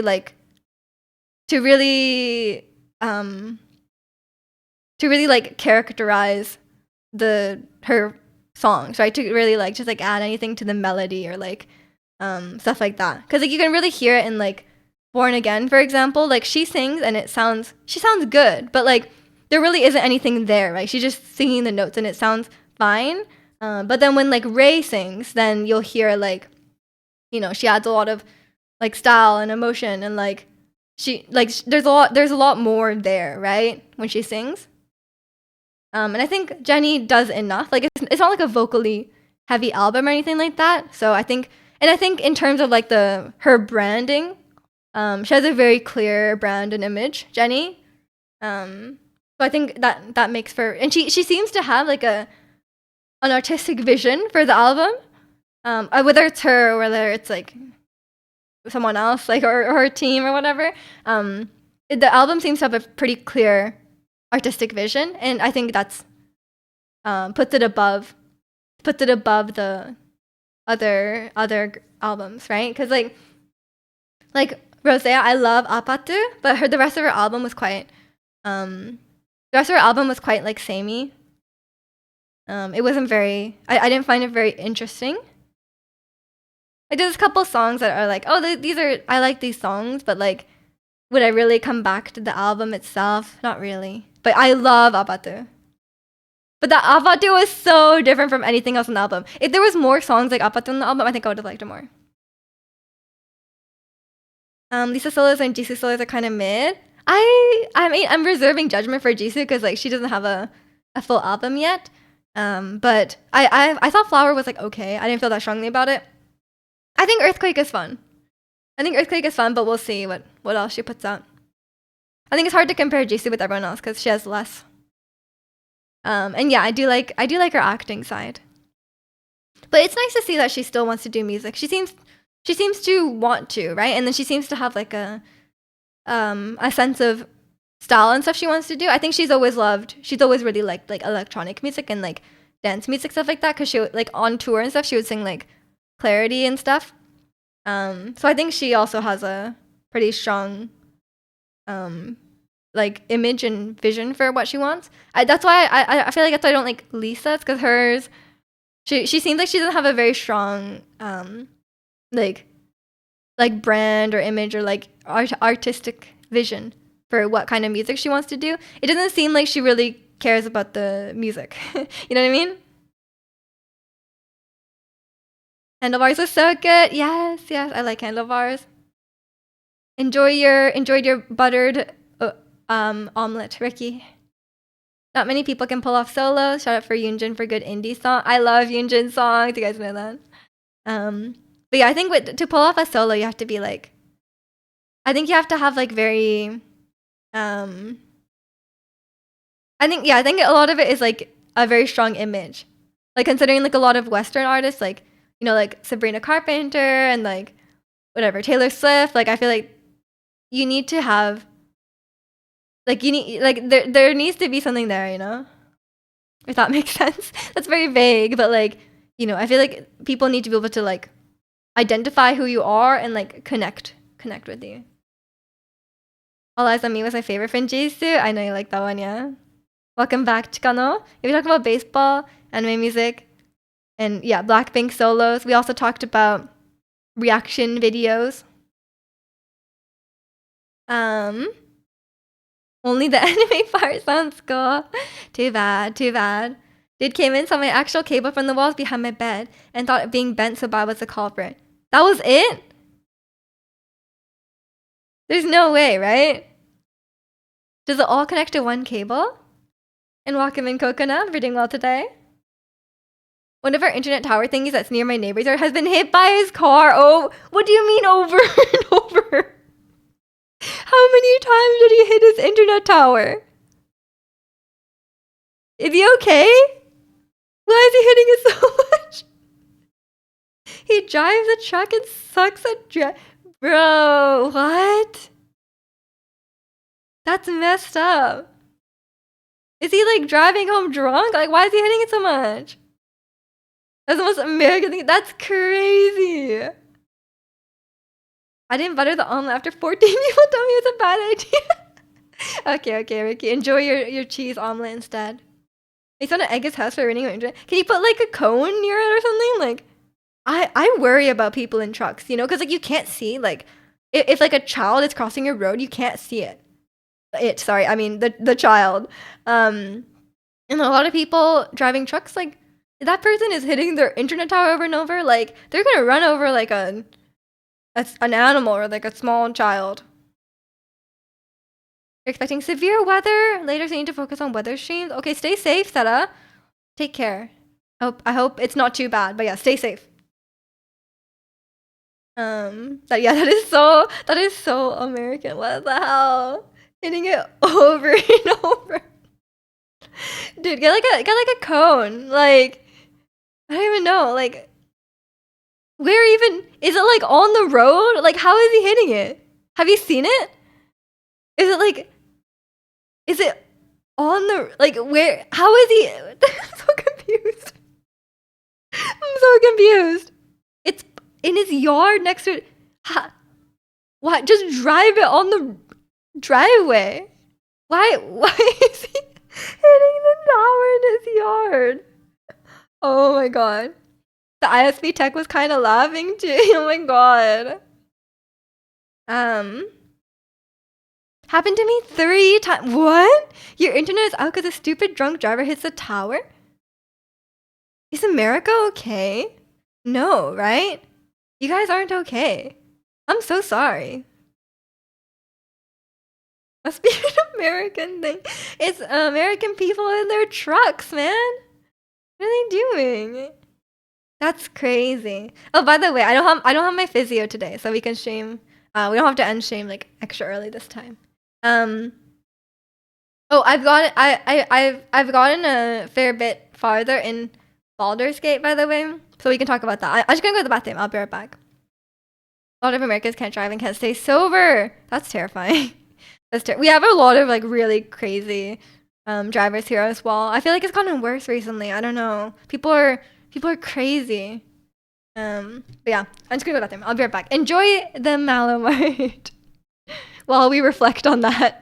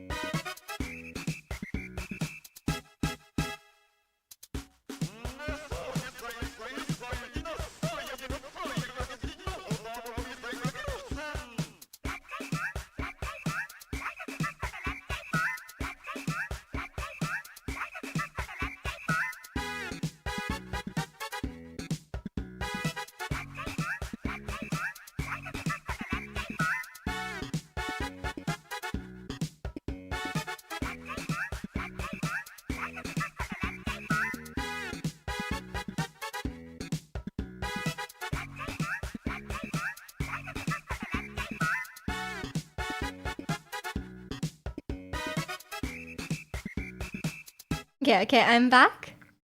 Question: if you have no internet, what do you do for fun? Touch grass, used to play dominoes, read a book. Is life worth living without fast internet? I don't know. I mean, Ricky lived through that. He survived. Read manga. If I knew my net was gonna be out, I would have went to my local tournament last night. True. Physical manga. I actually do have physical manga from when I was a kid. I don't know if my mom kept them though. I don't have them like with me here because they're kind of take up a lot of space. Offline game. You could play offline games. Played Persona 5 all night, but still was bored. I don't think I could game all night. I kind of have like a daily limit. You have zero service in your neighborhood. I don't get good service in my build. A lot of condos don't have good service because like there's a lot of like interference on like the walls and stuff. So I don't have the best service. So when my internet goes out, if I want to send a text, I have to like stick my phone out the window or like go on the balcony a little bit, which is really annoying if it's cold out. Internet was a thing when I was 17, and it was on parks. What do you mean?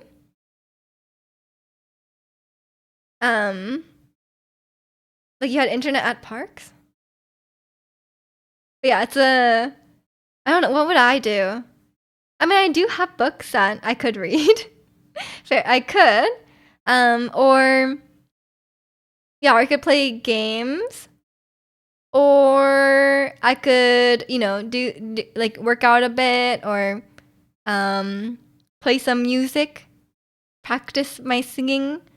Yeah, I don't know what else I would do. Do some chores, I guess, get some stuff done around the house. I don't know. When the internet went off and I had to go to McDonald's for the Wi-Fi back then? Oh no. Wi-Fi at parks? You have Wi-Fi at parks? Like in like a outside? I don't think we have this here. After a 40-hour work week, I just want to relax. Fair enough, fair enough. But you have to do chores sometime as well, you know?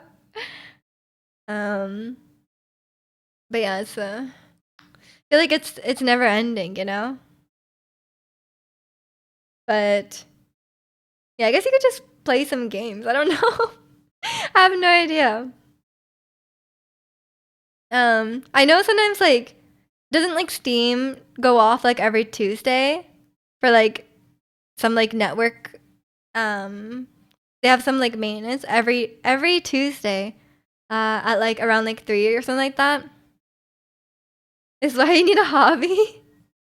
Yeah, hobbies are good. Hobbies are good. But a lot of hobbies use internet for sure. Like a lot of I'm sure we're all on Twitch. A lot of us probably, gaming is a nice hobby for us. But yes, you don't always need internet. You don't always need internet to play games. Unless it's like you only play like League of Legends or something. Gotta go see your best friend's newborn. Oh, okay. Have fun. Thanks for hanging out, Kalani. See you later. As a kid, you didn't have internet connection, so now you have hobbies. I mean, I'm sure. I think kids these days also have hobbies. It just we spend a lot of time online as well. It's not one or the other. You had to like buy internet time and use on your phone or laptop at a park when it came out in the country. Yeah, that is very specific to you, Ricky. We do not have internet parks here. I definitely hung outside a lot as a kid because internet wasn't like it was today. I mean, yeah, I played outside a lot as a kid. Like I had internet, but I didn't I wasn't like always online. You remember the song? the weeb song, Porter Robinson, Welcome in Protagonist. But yeah, it's yeah, I definitely played outside a lot, but I think a lot of people have hobbies these days as well. But there's a lot of stuff we can do online now, which is great. Like we can watch a lot of TV shows and stuff on the internet.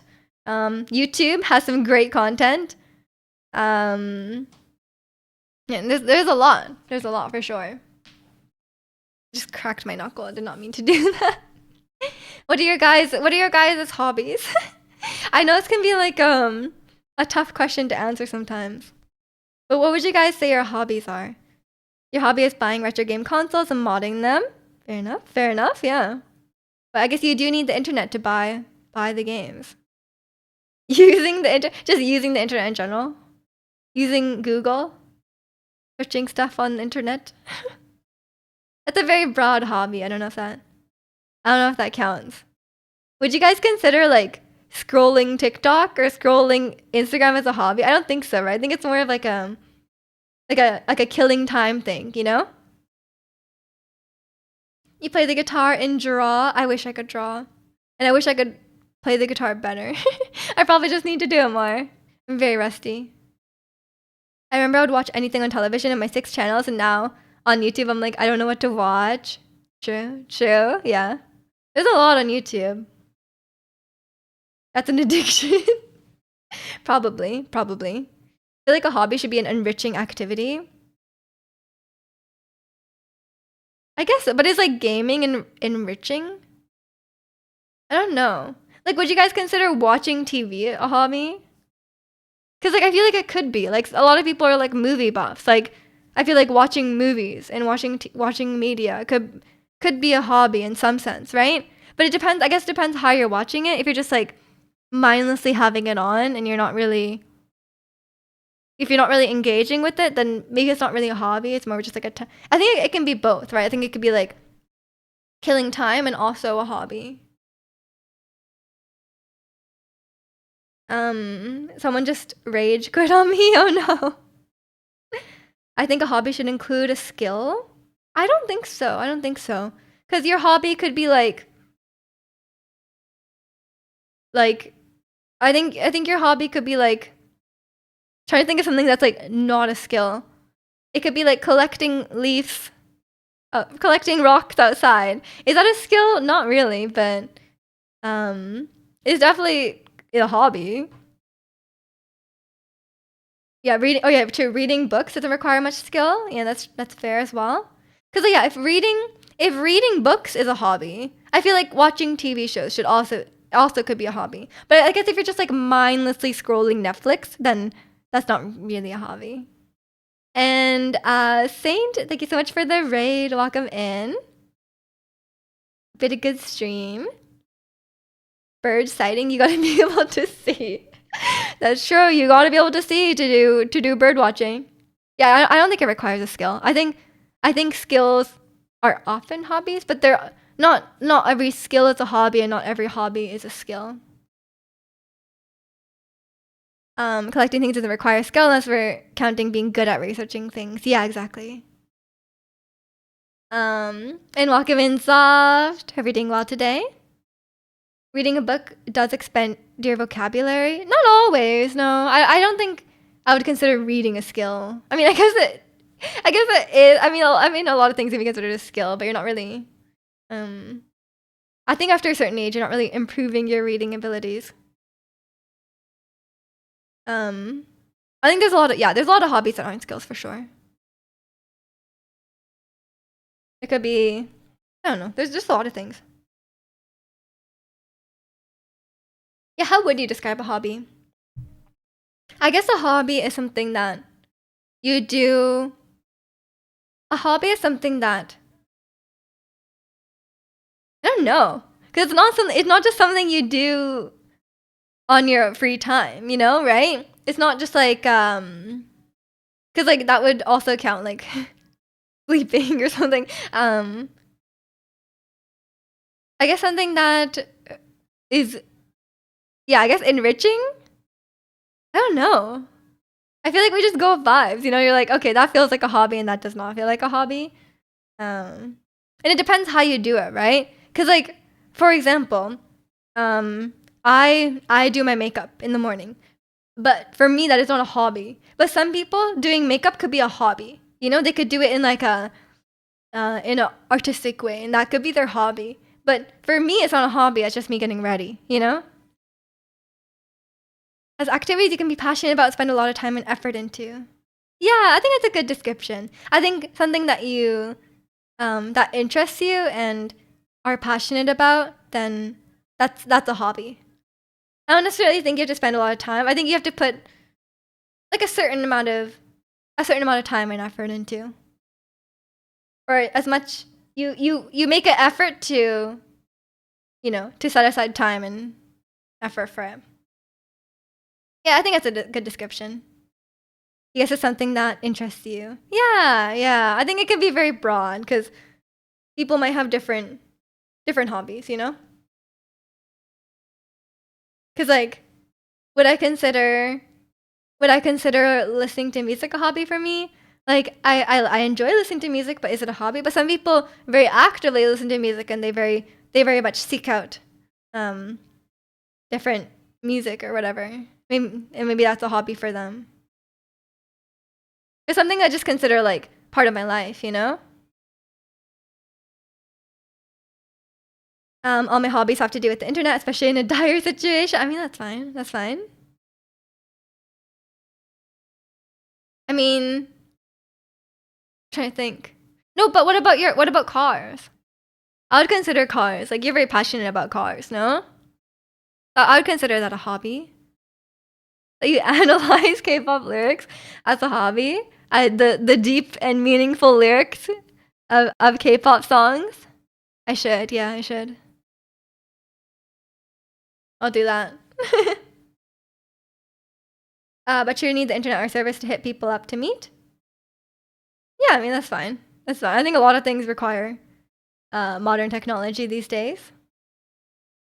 That's valid. I don't think you need like nature hobbies, you know, necessarily. I think a lot of us would be, you know, kind of handicapped without internet service.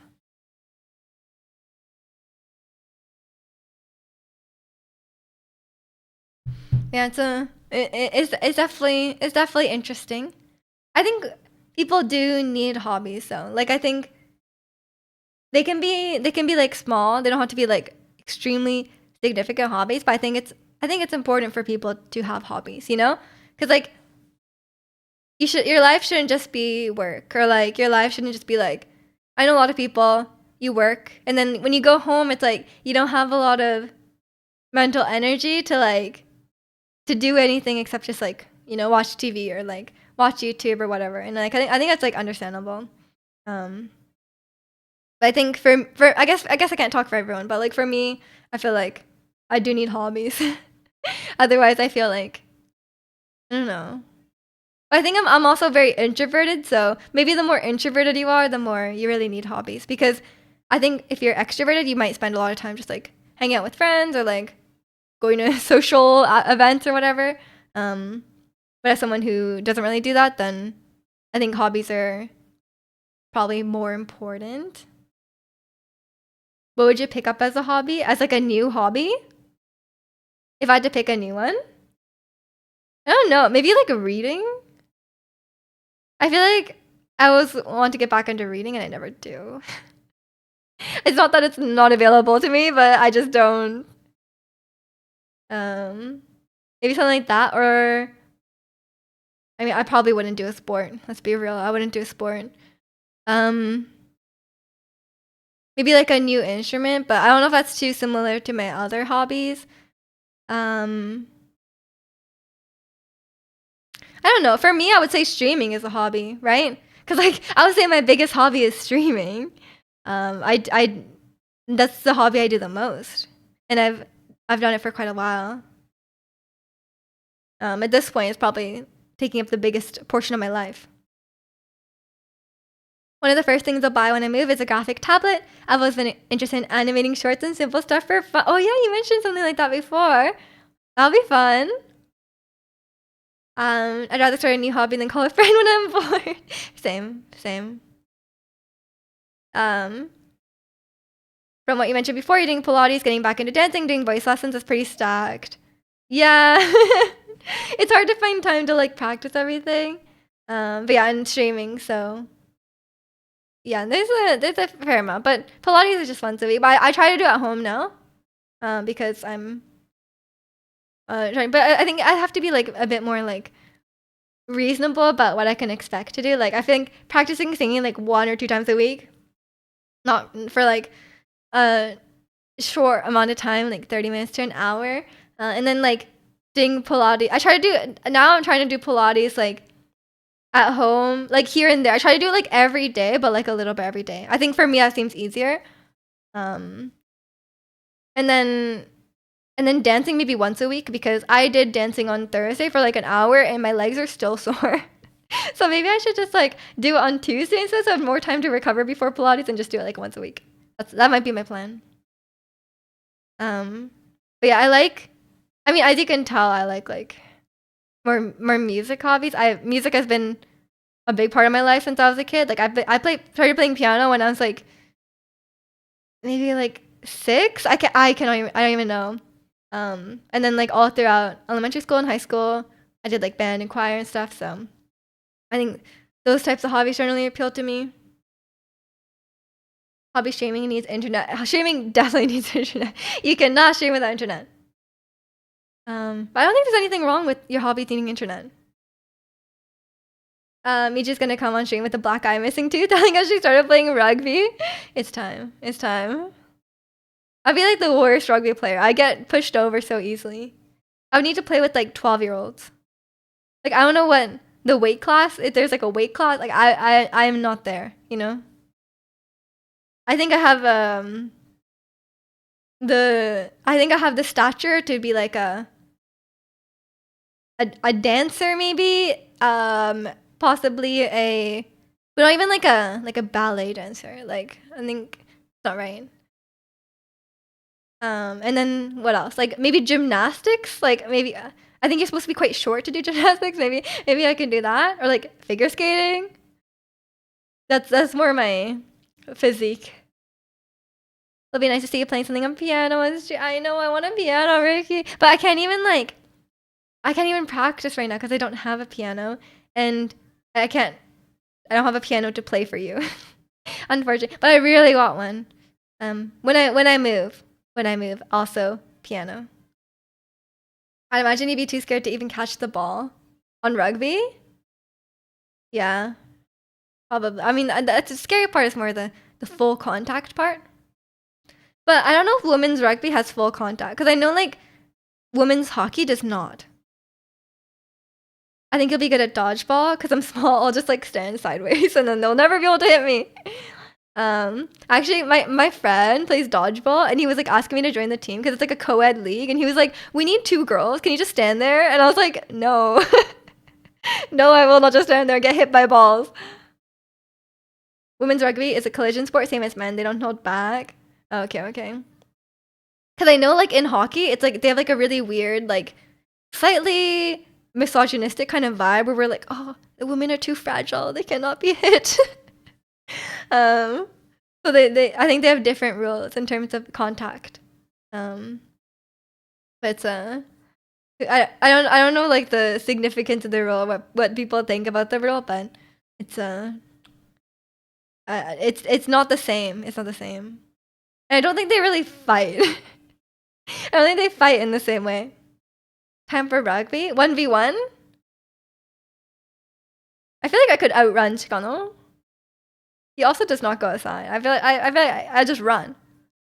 I'm pretty slow though. Rugby is straight up crazy. Yeah, rugby is a pretty aggressive sport. I don't think that's tough for me. And now we have twice. But yeah, it's I don't think I'm gonna join any sports anytime soon. I haven't like if I did a sport it would be like dancing adjacent, you know?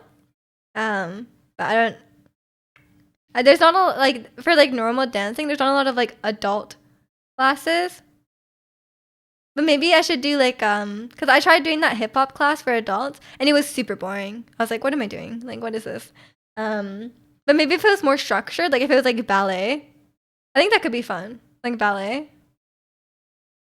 When I was younger, I did jazz dance, but it's been a while. It's been a while since I did that. I think I'm too scared to do gymnastics. I'm just scared. I have like a fear. Even in like Pilates, my instructor is like, she knows I'm like scared of like falling off things. Like we'll do like kind of like it's kind of like a sit up, but I'll be like kind of high up, and then I'll be leaning back, and it's like a 4-foot drop, you know. And I'm like, I can't go back. I'm scared. Was it jazz dance? It's just like a style of dance, like a kind of contemporary style of dance. And welcome in Keiza. Keep English only in chat, please, but welcome in. But yeah, it's So well, maybe I should do like I do enough classes though. You know, um classes are quite expensive. Like those things add up. You read that your Japanese is so good. Insane, Ricky. Dancing to jazz. It's not jazz music really. It's I don't know. I don't know how to describe jazz dance. Because usually other genres of dance are described in relation to jazz, but I don't really know. Which is the hardest thing about pole vaulting is that convincing your body to stretch out at the top of the pole. Because like you have like a mental block. Yeah, I feel that. I feel that. I think that's tough. Because I feel like if you're scared, I think I have too much of a fear to do a lot of these sports that are like, like imagine like ski jumping. That's too scary. I feel like a lot of these sports you got to do it as a kid. Because if you start it as a kid, you have no fear, right? Kids have no fear. They'll just do it, and they'll probably learn it much faster, right? And some of these things is probably much harder to get into as an adult. So I think, that must be one of those things. A lot of decathletes, the Olympians that complete intense sports, struggle with pole vaulting because they do it infrequently. I don't even know what the pole vaulting looks like, so I can't really imagine it. But I imagine it's scary. But yeah, I remember having to do like in school we had to do like kind of like what are they called? Like the track and field sports, like the like high jump. That kind of stuff can be scary as well. Not as much because you can only jump as high as you can jump. But yeah, there's definitely some mental blocks. Where you run with a really long pole and then hurl yourself 5 meters in the air over a bar. That's actually really scary. I could not do that. Like, I'm not scared of heights, but I'm scared of like small heights, where I could like actually fall. Like in Pilates, we have this thing called the arc barrel. And it's like this like round thing like this. And it's like, it's probably only about like 4 feet high. But when you sit at the top and you're like, if you have to like lean back off it, it's so scary. Like you feel like you're gonna fall off. Or like even when I'm on like the normal like machine and I'm only a few feet off the ground and I have to like sit up on a box. And it's like only a few feet off the ground, but I don't want to fall down, Like it's like I don't know. I just can't go over it mentally. But yeah, it's definitely I'm definitely a bit of a scaredy cat at Pilates. My instructor's always laughing at me. She's like, "How are you scared of this?" I'm like, "I'm scared." And she's like, "Trust me, I'll catch you." And I'm like, "I don't think you're gonna catch me. I don't know." Like she's not ready to catch me. Like, but yeah, and I think I just don't trust my own ab strength. Like, do I really want to hang back, held up only by my abs? No, I don't. I'm not that strong. Like, I'm gonna fall. I know, like really advanced Pilates. There's like they hang from like the bars like at the top, and they do like stuff upside down up there. I think it's gonna be another like 5 years before I'm ready for that. Even though that's kind of the reason I started Pilates, because that's the reason I started Pilates because I thought it looked cool. Can't imagine you try a trampoline as a kid. Actually, when I was a kid, I did circus classes, which involves like there's trampoline and then there was silks. But when you're a kid, you're not scared. I was not scared of that kind of stuff as a kid. Because like that's the same thing, right? It's the same thing. Because it's like when I was a kid, I enjoyed skiing. And I would just go really fast down the hill, right? No fear. But as I got older, I started becoming scared of going down the hill. Because I was like, I don't want to go too fast down the hill, If there's like a really, really steep hill, if it's like a black diamond, I'm like so scared. But when I was a kid, I just go. Like there's no fear. And when I was really, really young, my uncle had like a rope and he would like put put me, like all me and my cousin and my brother all went through this, where we had to like get held on, because like if you're when you're a kid, they just go. They don't care about stopping. They just go. So we all had to be on like a leash. You scared of inner tube? Yeah, same. Like tobogganing, sledding, that kind of stuff. It's like you don't slow down. You just go. Um, but when I was a kid, we used to go tobogganing, not on a hill, but off a edge. Like there was this like wall. It wasn't that tall. It was maybe like 5 or 6 feet tall, and we would just like go off the wall and then just like fall down. And I'm like, why do we do this as kids? I don't know. But yeah, we would toboggan anywhere as kids, and like you don't care if you like you don't care if you don't have the fear of like crashing or like going too fast or whatever. Like you just do not care. As kids, we are indestructible. As an adult, have on my back sees because you sneeze too hard. I know, I know. I that's the reason I started Pilates, because I felt like my body was so stiff. Like I just felt like my body was so brittle. Like and I still kind of feel like it is, but um it definitely feels. I don't do a lot of like, I don't move my body very much, so I think it's definitely a little bit. It could just like snap or at any moment. You have nothing to lose as a kid, yeah. I think you just don't have a sense of consequence, right? Like when you're a kid, you don't really think about like, oh, if I get hurt, it's really gonna hurt, or like this is gonna happen. But as an adult, you're well aware of like the consequences of what you're doing, right? I think that's why. Like, cause we would do like crazy things as kids. Like we would climb trees like really high. Definitely would die if we fell down. And we would like, we would do all sorts of stuff. But as an adult, I would not be able to. We have too much self-preservation, I guess. Like I don't mind heights and stuff if I know I'm safe. Like if it's like a really tall building, or like like a glass floor on a really high building, or like a roller coaster or something like that. If I know it's safe, I don't have any fear. But if I'm like 6 foot up or something, like I'm like, oh, I could fall down. Like this is a bit scary. Not to say I wouldn't be scared of like if I was like a window washer. Like I think I'd be a bit scared. Not. Uh, I'll just avoid those situations. Yeah. So. I guess growing up in that sense is not the best, but I never feel the urge to go back to being a kid. Cause like, as much as it was nice being a kid, I feel like as an adult you just have so much more freedom, and you have money to spend. Like you can do stuff. So it's kind of nice. Just imagining a single move can end up in death is a good situation to freak out. Exactly, exactly. You're not scared of heights? Are we considered free?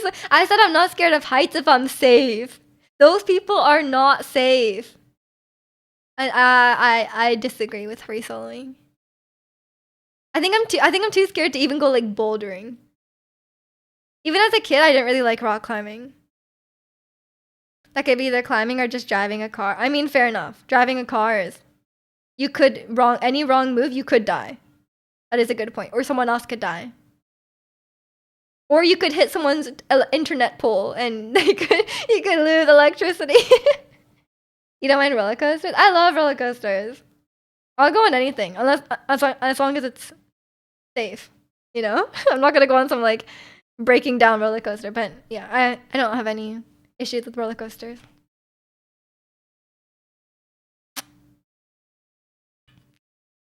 There is no reputable roller coaster that I would refuse to go on, unless I was feeling kind of sick. As I get older, some rides make me feel a bit sick, like especially if they have like a lot of spinny ones.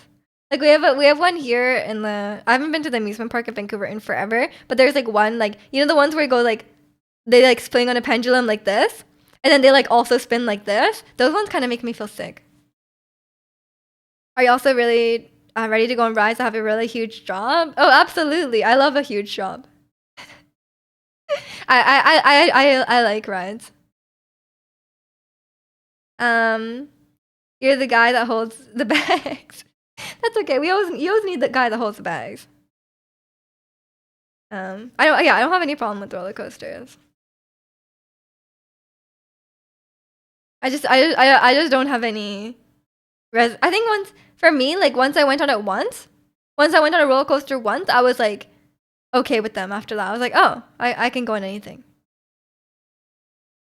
Kimmy's making them try. I mean, if you've never tried, you should try one. I think it's one of the things because like when I was younger, I'd never been on a roller coaster, and I was really scared the first time. But after I went on it once, I was like, oh, that's not too bad.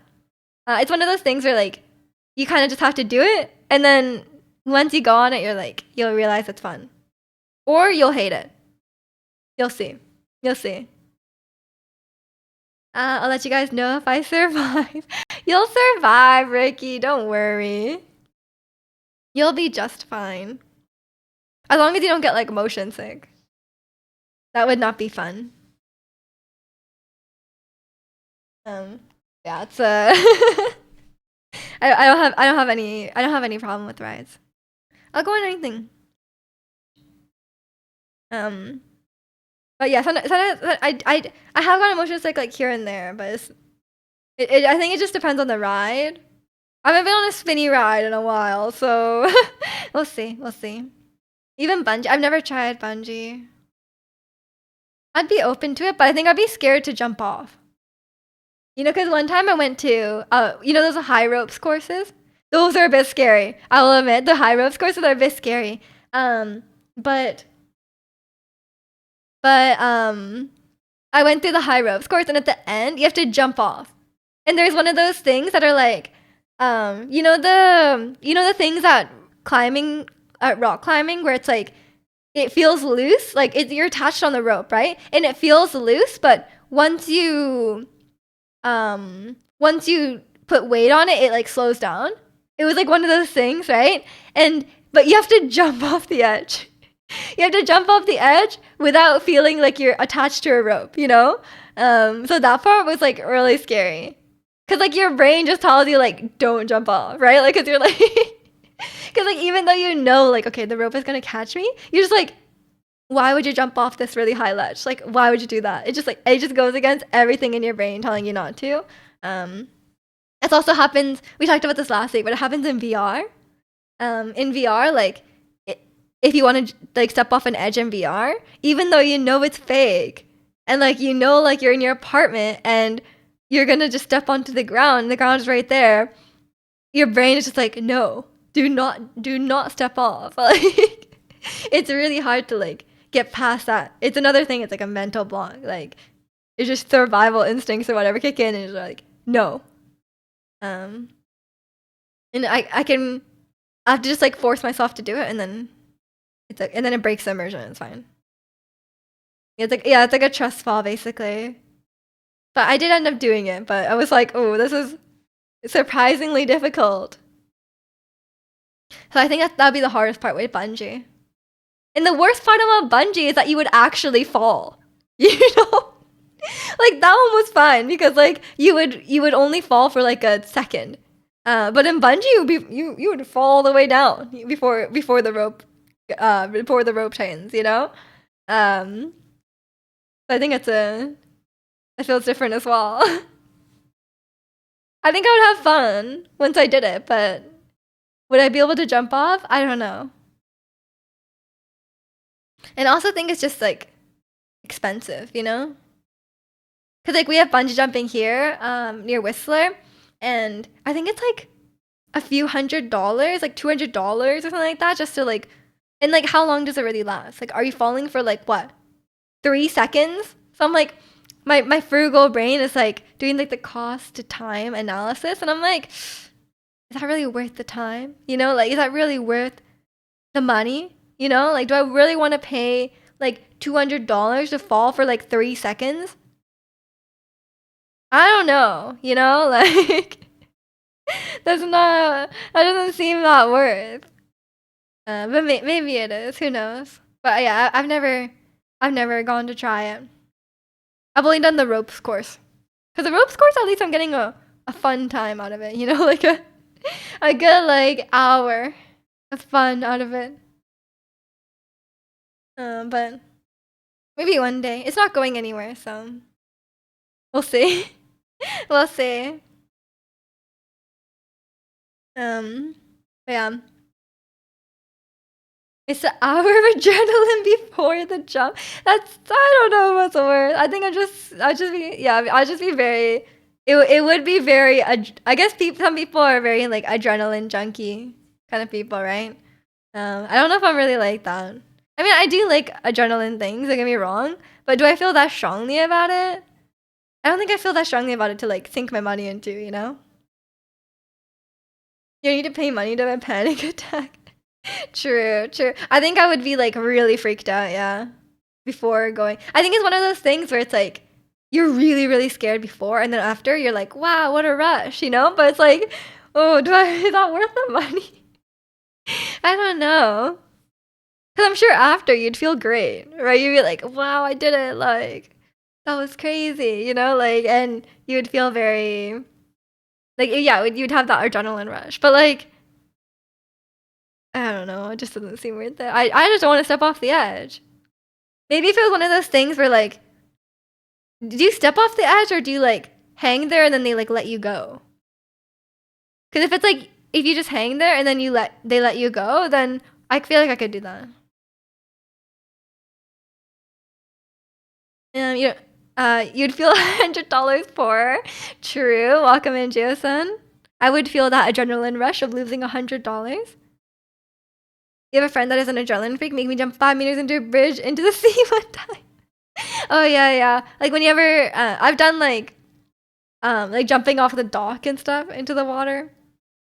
Or like high jump, high dive. Usually it's not 5 meters though. Usually like how high is a high dive? There's always a duality of someone saying that was crazy and another one vomiting. True, true. Not everyone is into it. At some beaches here with a 10-meter diving board, you've never done 10 meters sounds crazy. I don't know how high of a I don't know how high of a jump I've done. I've definitely done like 3 meters. Like maybe like 3 to 5 meters. But 10? 10? I can't even imagine how high that is. Wouldn't you die? And Jack, thanks for the prime. I appreciate it. Wouldn't it really hurt when you hit the water? That's one thing I wouldn't enjoy. Like, wouldn't you just be like completely like slapped by the water?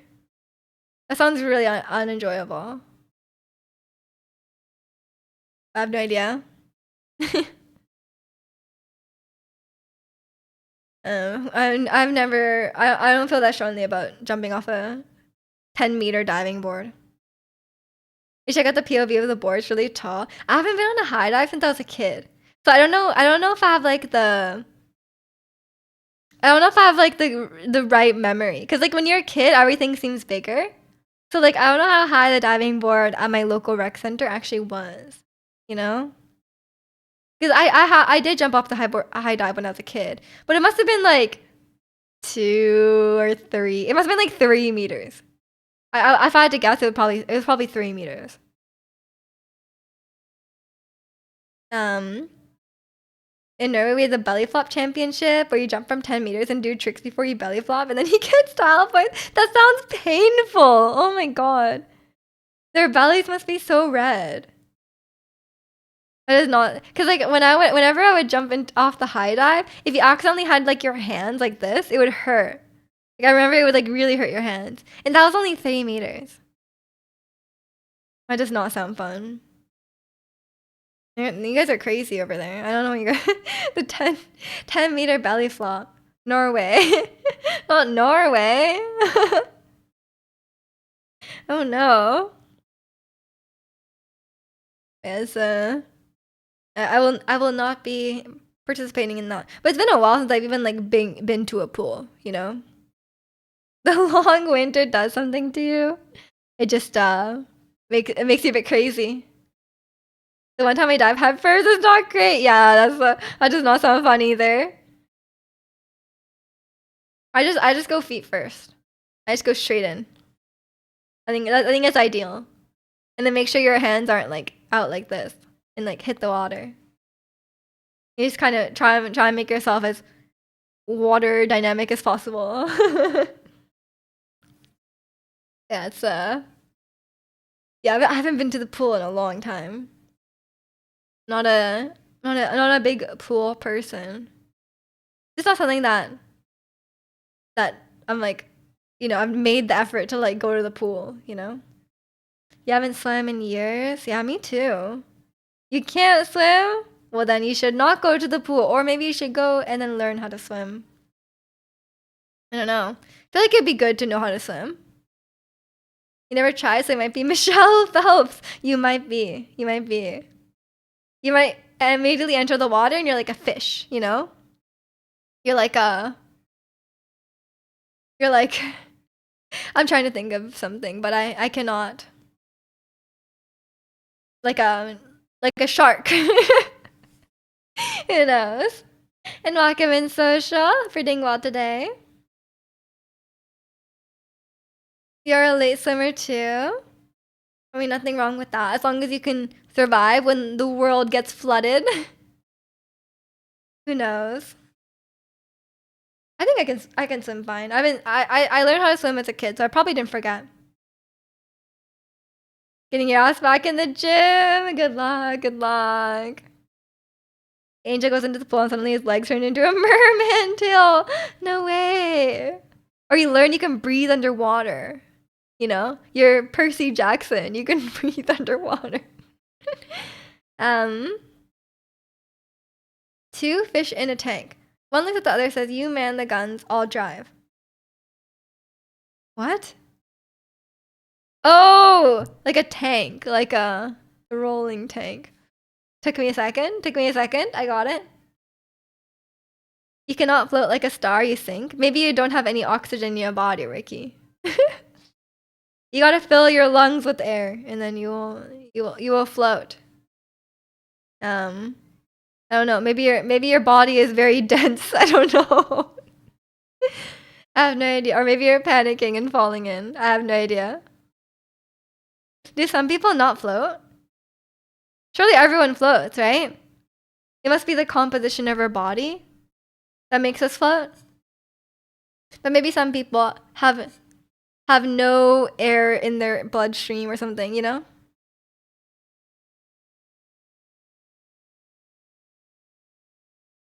Maybe you're too nervous? I don't know. Yeah, I don't know how to diagnose this. Ricky's body is made of tungsten. He's Iron Man. Ricky, do you have any metal in your body? Maybe like, do you have like a, did you replace, do you have any like, yeah, do you have some, maybe, do you actually, you do, right? I think I remember this, right? Your knee or something? Is that correct? Maybe that's making you think. Is that how it works? I don't know. If you breathe in and hold it, you will float? Yeah, you should, yeah. He's a golem. What? How is that related? You broke your leg, but it's like a screw. Yeah, okay, yeah. I don't think that'll sink you. Yeah, I think that's okay. It's probably not that then. I was thinking like, you know, if you had like a whole like metal plate in your body, like maybe that would do it, but I doubt it. Yeah, you probably just have to hold a lot of air in your lungs and just float. I think it'll work. This is one of our favorite Rose songs. And welcome back, Maestro. Oh yeah. I was mentioning earlier, but I've made some progress in Baldur's Gate. We did Astarion's quest, his little vampire quest. It's pretty good, but he doesn't like me. He still doesn't like me. I don't know why. Because I always say like, oh, we're gonna help people, and he's like, why are we helping people? Like, I hate this. Like, can we murder people instead? I'm like, no, we cannot murder people instead. We're gonna help people. And then like, yeah, he still, even though I basically saved his entire life, and um, you know, I did like everything for him, and he still feels neutral towards me, which is very rude. You're mowing the lawn for a party tomorrow. Nice, nice. And what kind of party is it? Moving the lawn. Maybe the lawn was in a bad spot and you just need to move it over. A birthday party. Nice. Whose birthday is it? Yeah, I hope it's good.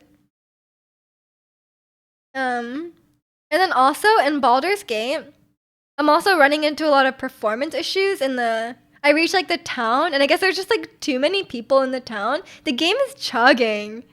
I had to turn down the graphics and it's still chugging. Like I'm like I did not know. The rest of the game runs pretty well. But the city, it is not happy about the city. Like it should run fine on my computer, but it's not okay. My game chugs to the point where my mouse pointer starts lagging sometimes. Yeah, the city is really bad. I turned off like the dynamic crowds, and I think that helps. But um, yeah, the game is not optimized. It's really bad. It's really bad. Which I was not expecting because people praise the game so highly. So I thought it was like perfect. I really thought it was perfect, which is I guess my bad for having like too high of expectations for the game. But like I feel like if it had performance issues, people would have spoken about it, but I guess maybe I just didn't hear enough about the game.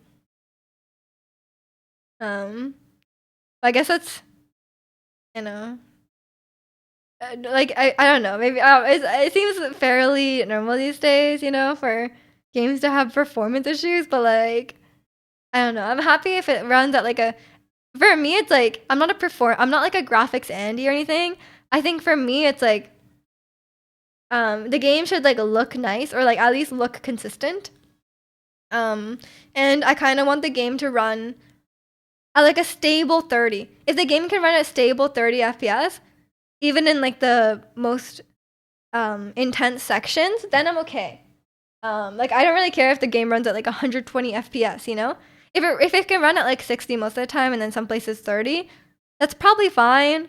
But anything below 30 is like really like is kind of like detrimental to your experience, right? Like when the game starts going below 30, it kind of makes me a bit like dizzy to like look at the game. I do notice a lot. They do a lot of like in-engine cutscenes and they can be really laggy. And then like a lot of the cutscenes like there'll be like in-engine cutscenes, but like half the environment is not loaded.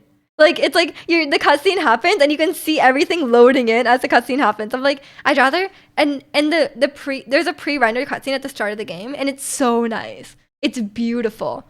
And that's like when I first started the game, I was like, damn, like that is amazing. But then like all the pre-rendered cutscenes are not nice.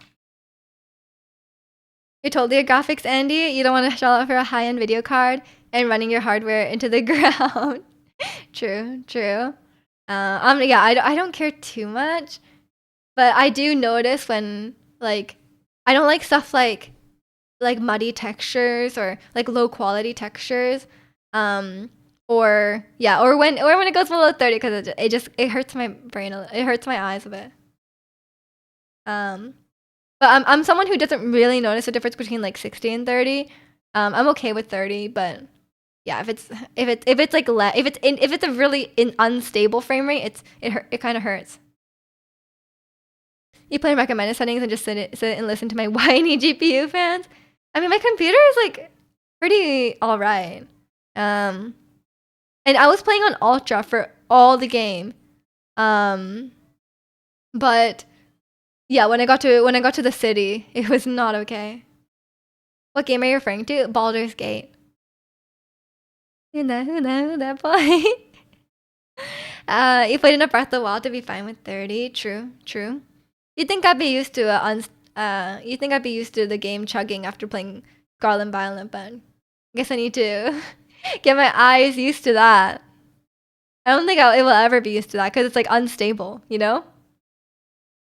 But it's who knows? Who knows? Not to compare it to Scarlet and Violet. That's a bit of an insult. Yeah, I don't have any problem with the 30, but I do notice stuff like in Baldur's Gate, I noticed stuff like sometimes the facial animations are like really awkward. Sometimes they're really awkward. There's like sometimes like oh my god, there was like the funniest thing. I think like there's like romance, right? So you can like there's like kiss scenes between the characters, and some of the kisses are like the most awkward kisses I have ever seen. Like they have like multiple animations for kissing. And like I noticed like some of them are like really awkward. And it makes me laugh so much. Like it's like they have never, not that they've even never kissed, it's like they've never been in a human body before. Like it's so weird sometimes. And it really takes me out of it sometimes. And then also, one thing that's been kind of annoying me is, well, firstly, there's a lot of bugs, especially on multiplayer. There's like I've encountered quite a few bugs that have impacted my experience a fair bit, because yeah, sometimes it will just bug out, and sometimes the game will the narrative will be a little bit inconsistent because the game will kind of assume that you've done one choice, but then like you haven't, right? So like for example, without spoiling anything, Astarion in his quest, like he has this like writing on his back, right? And he wants to know what it means because it's written in a language that he doesn't know. And there is a scene in the game where he can find out, but I never had that scene. So I accidentally skipped it. He never found out what the writing on his back is. But about like 20% of the time that I talked to him, he acted like he knew. Like he was like, "Oh, because of the writing saying this." I was like, "You don't know, man. Like no one ever told you." And then but like some of the dialogue options, it's like it sounds like he knows. And I'm like, what do you mean? Like you never found out about this. So it's like, oh, there's a lot of moments like that where like the game will not take into account all your choices, and then they'll be like, "Oh, remember this happened?" I'm like, that did not happen. Like I did not do that. They're like, "Remember when you cut out your eye?" No, I did not cut out my eye. Not that specifically, but there's been some moments where characters know things that they shouldn't, or characters don't know things that they should, or they say you've done something but you have not. You've had more than one cutscene ruined because your game thinks your character's a normal height. That's also weird because like you'd think they would check all that, right? Because like they give you options. There's like 2 short characters, right? Like the dwarf and the goblin. I can't remember. But like there's a bunch of short options in the character selection. So you think they would check everything. I'm on my second playthrough, just had a conversation with the gnome where he mentioned rune powder, whatever it is, and then I talked to Barkus and probed his mind for it, and he was like, "How do you know of rune powder?" But he's part of the conversation with the other halfling. I can't follow the races, but like, yeah, it's those kind of inconsistencies really, because it's like it is, if you take out the combat part, it is like a in half. Okay. I always forget. But like at its core, it's really like a choose your own adventure kind of game, right? Like it's like choose your like, it's like a kind of Detroit Become Human or like Telltale game, that kind of thing. And they do give, like, to be fair, they give a lot of options of stuff you can do. So it's very hard to account for all the options. But I think if you can't account for all the options, you should just have less options. Because like I think it's, it would be understandable if they just had less. I mean, yeah, it would take away from the game, but I think I'd rather every option be accounted for and have it be a bit more thorough and making sure that these things are accounted for. And also like the game has been out for a while, so like I feel like I guess you can't really fix it now because like you'd have to like re-record voice lines or something like that. I guess there's nothing you can do, but I don't know. They are like it is like a AAA game, so I would expect everything to be, they have enough resources to make sure everything is accounted for, but I don't know. Or like it's like in in Telltale games, it's like a choose your own adventure kind of game, right? But if you look at the decision tree of Telltale games, it's like because they have a low budget, it's like it would be like okay, choose these two. It would be like, okay, choose between these two characters, saving these characters, right? It's like character A, character B. You choose character A, character B dies. You're like, wow, what a devastating decision. And then one episode later, they die anyway. Like it's like okay, you save character A, but then one episode later they die a different way. So the branching path like comes back together. So if you look at Telltale's like decision tree, it's like a straight line with like it's like a branching path like slightly, which is like honestly it makes sense, right? Like because when you're playing it just the first time, you don't realize, you don't know that all the choices kind of lead to the same outcome. Like they hide it quite well. That's like, oh, you don't know that technically it kind of results in the same outcome, which is honestly like okay, because like there's only so much they can do. They're not like a really big studio, and if you end up making like 5 episodes and then like 3 seasons, if you branch the path, if you keep branching the path, you're going to end up with like a exponential amount of games you have to create, right? So I think it's okay. It's understandable that games cannot have infinite outcomes. That is a limitation of video games. Counterpoint, you love Baldur's Gate 3. It's all no kidding. You've been playing like 40 hours a week.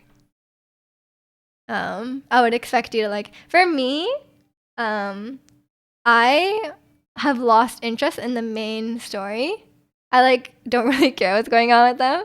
But I'm enjoying like finishing up the character story quests in the laggy city.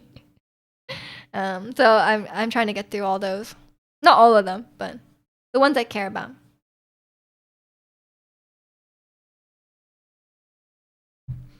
Has it made you appreciate high fantasy any more than you used to? I like Mind Flayers. I'm a big fan of Mind Flayers, but the rest of the story, yeah, I don't really care. I'm learning it better. Like I'm learning like the races and the classes and stuff, sort of. But the main story has kind of made me realize that yeah, I don't really like fantasy that much because I like the more grounded character parts and not the whatever the hell is going on with Gardo or whatever his name is. I forgot his name, but you know what I mean. I in the brain thing. That part. Well, I mean, but I'll reserve my judgment because I haven't done it yet. Like I haven't done any of the main story quests in Act 3 yet, so we'll see. I'll reserve my judgment, but so far all I have is I like Mind Flayers, and I do like Stranger Things. If that counts. But the thing I like about Stranger Things is I like the characters. Like I like Steve, and I like the friendship between the kids and stuff like that. I think, and like Eleven's like personal journey. I like more stuff more like that. I don't care that much about like the mystery part is cool, and especially in season 1 of Stranger Things. But like later on, I don't like the reason I watch is not because of the fantasy stuff. But I do like mind flayers. I think they're cool. um and they seem nice. I'm on the mind player side. But we'll see, we'll see. Unless if they're just like extremely evil, then I won't be on their side. But so far, I'm on their side. You know, I feel like mind players did nothing wrong. People just don't like them because they have like weird tentacle face, you know. But like that's not their fault. Like they just became like that. Okay. Yeah, I don't know if I'm trying to think of like fantasy things I like, and yeah, I do like Stranger Things. Um, I can't even think of it. I guess like Harry Potter. Do you guys is Harry Potter fantasy? Do you like Final? The thing is, Final Fantasy is not even fantasy, right? I don't know. I'm surprised we got this far without clocking that mind flayers are in fact evil.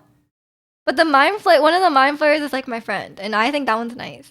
I don't know about the other ones, but I think the one that is friends with me, I think that guy, he's nice. Oh no, it's freaking epic. Final Fantasy 7 mind flayers, so checks out. Is it fantasy? It feels more I've only seen Final Fantasy 7. It seems more like sci-fi. I guess there's a lot of overlap. I don't know. And what is Star Wars fantasy? No, right? Sci-fi. Question, do you know if Final Fantasy games have different stories? Yes. Because in Final Fantasy 9, there's that little guy with the hat. It's very different. Or is it 9? Is it 6? Something like that. Star Wars is arguably space opera, not sci-fi. What the hell is the difference, man? What's a space opera? What about the ones that abducted you at the start and put the tadpole in your head? Oh yeah, those ones are mean. Those ones are mean. Yeah, but the one I'm talking about, my friend. My friend is nice. I like that one. Yes, Vivi. Yeah. Star Wars has nothing to do with science in the future. Oh, okay, okay. I see, I see. It's not futuristic and it's not science. I mean, it's a bit futuristic. The first ones are more about knights and creatures and stuff, and less sci-fi than 7. Oh, okay. They probably just adapted over the years. The NES Final Fantasy is a mix of fantasy and steampunk, depending on the game. Oh, okay, okay. I've never interacted with the older Final Fantasies. I'm trying to think of fantasy stuff I like. Can you guys think of anything? I don't know. Isn't The Hobbit fantasy? I haven't seen The Hobbit. I've seen Lord of the Rings. But I have really hot takes on Lord of the Rings. Steampunk? I don't like steampunk. I really hate it as an aesthetic. I love Caitlyn. She should be less steampunk. Yeah, Lord of the Rings is extremely fantasy, you know? But I was also thinking, like, is God of War fantasy? Because it's like mythology, but mythology has a lot of, like, fantasy takes a lot of elements from mythology, right? So it can be considered fantasy, no? Because it's like, you know, because they have like elves and they have like dwarves, and I don't know if they have goblins, but you know.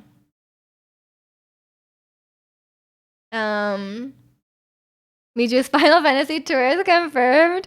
Absolutely, absolutely. I only know 7, and I love my girl Aerith. And Sung. Steampunk is the healthiest way to say it. How many times are you gonna try that joke? I think it's not action genre, but not really like LARPy. No, I feel like it is fantasy, no? What would God of War be if it's not fantasy? Is mythology its own genre? Yeah, elves and dwarves and gods and swords. Magic, swords. I don't know what else.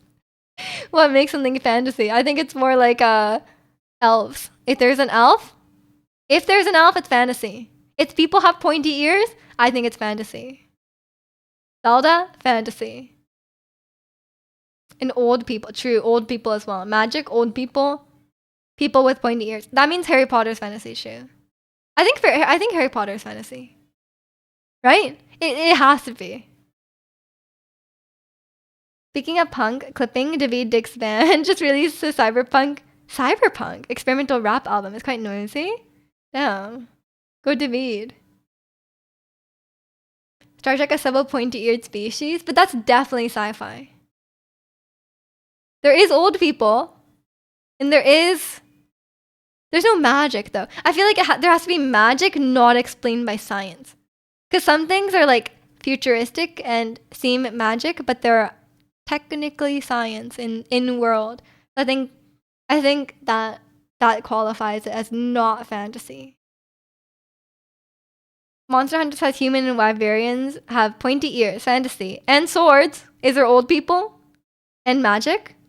This is our fantasy list. People with pointy ears, swords, magic, old wizard man. There has to be at least one old wizard man, okay? Well, I guess Zelda doesn't have an old wizard man, does it? It must. I'm sure Zelda has an old wizard man. Ganondorf. Sorry, it doesn't count. I'm sorry. He's not old. No magic, lots of... No, I think there has to be magic. Wish you can grow an old wizard beard when you become an old wizard? I'm sure you'll be able to. Just use your magic to grow a beard. And that's our checklist. I've decided for all of media. This is the requirements. But yeah, it's yeah, I can't think of that many fantasy. Well, I guess Stranger Things doesn't have this. But they have some of it. It's a bit of a fusion, right? Cuz it's like modern. It's like fantasy, but it's set in the modern day, you know? So they don't have like swords. I guess do they use swords? I'm sure someone has used a sword at some point. Hopper used a sword. I remember that. It's snowing. The rain looks suspiciously like snow.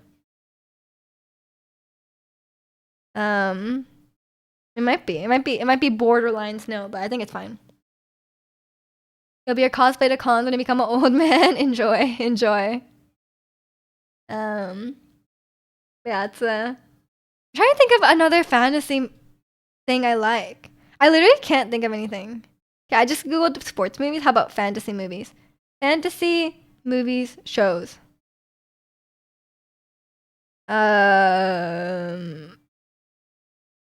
What? Don't know any of these, man. What? I feel like Google's results are like really weird. I guess there's Game of Thrones, but I never seen Game of Thrones, so that doesn't really apply to me. Arcane? They think Arcane is fantasy? I guess. It's not like it's like a bit sci-fi, a bit fantasy, right? I guess Arcane could be considered fantasy. I do love Arcane. Wait, I don't know. I think for me, it's like the genre doesn't matter too much, but I like grounded. I really like grounded stories that are like very character centric, which is not as common, I think, in fantasy. It's I think it's just not as common in fantasy, which is probably why I can't think of that many fantasy things I have enjoyed. Why have you never seen Game of Thrones? It was just never my thing. I tried watching a little bit of it, but it's a bit like it's very violent. It's very graphic. I don't know. And also I heard now at this point it's like everyone says the ending is really bad. So it's like, what's the point? But it just never appealed to me, honestly. There's a lot of shows out there, you know? like 12 seasons? It might be. There's a lot of shows out there. We can't watch them all. You don't have to watch the ending. I don't think it's really up my alley. I'm sorry. There's so many shows. I still need to watch Breaking Bad. That's like the popular show that I feel like I need to watch. I feel like I need to watch Breaking Bad. I need to watch The Office. I think those are like the really really well known like network shows that I have not seen that I want to see. But Game of Thrones is not on there. I'm sorry. Office is amazing. Yeah, I just never watched it. I'm a big fan of like Parks and Rec and like Community and Brooklyn Nine-Nine, so I know I would like it because I like that style of show. I just never got around to it because it's long. But I know I will like it, but I know it's one of those shows as well where the first season or so is quite boring. But Parks and Rec is the same, so like I completely understand. Like Parks and Rec, the first season is really short, and it kind of sucks. Like those kind of shows, I think they take a while to find their footing because it's like it's more about like the comedic chemistry between the actors and stuff. So I think it takes a little while to find its footing. You don't have to watch every episode, it's more episodic. I see, I see. So I can just watch some of it. Cause I watched Parks and Rec all the way through, but it was like nice. It had like a nice like storyline all the way through. Like it is episodic in some ways, but it has a lot of through line. So I think Parks and Rec is worth watching through. And I think it's worth watching the first season, even if it's not great, because it kind of sets everything up. But you just have to power through, because it's really not great. But it's worth it in the end. But yeah, it's well, I'll get around to it eventually. But I have a lot of shows going. I need to watch. I'm watching Severance right now, and I want to watch White Lotus season 3 because I really like season 1 and 2. And then The Last of Us season 2 comes out in April, so that will be good. Hopefully it'll be good. Season 1 was pretty good, so I think it'll be really sad because I think Last of Us Part 2 is very depressing.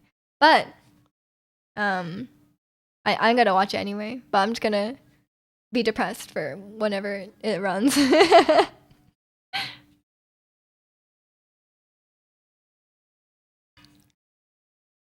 But yeah, that's what's on my plate right now. I know they are making like a Harry Potter HBO show, and I was reading some stuff about it, and they cast Snape recently, and they cast like a black actor to be Snape, and everyone online is very you can kind of imagine what people are like online about that.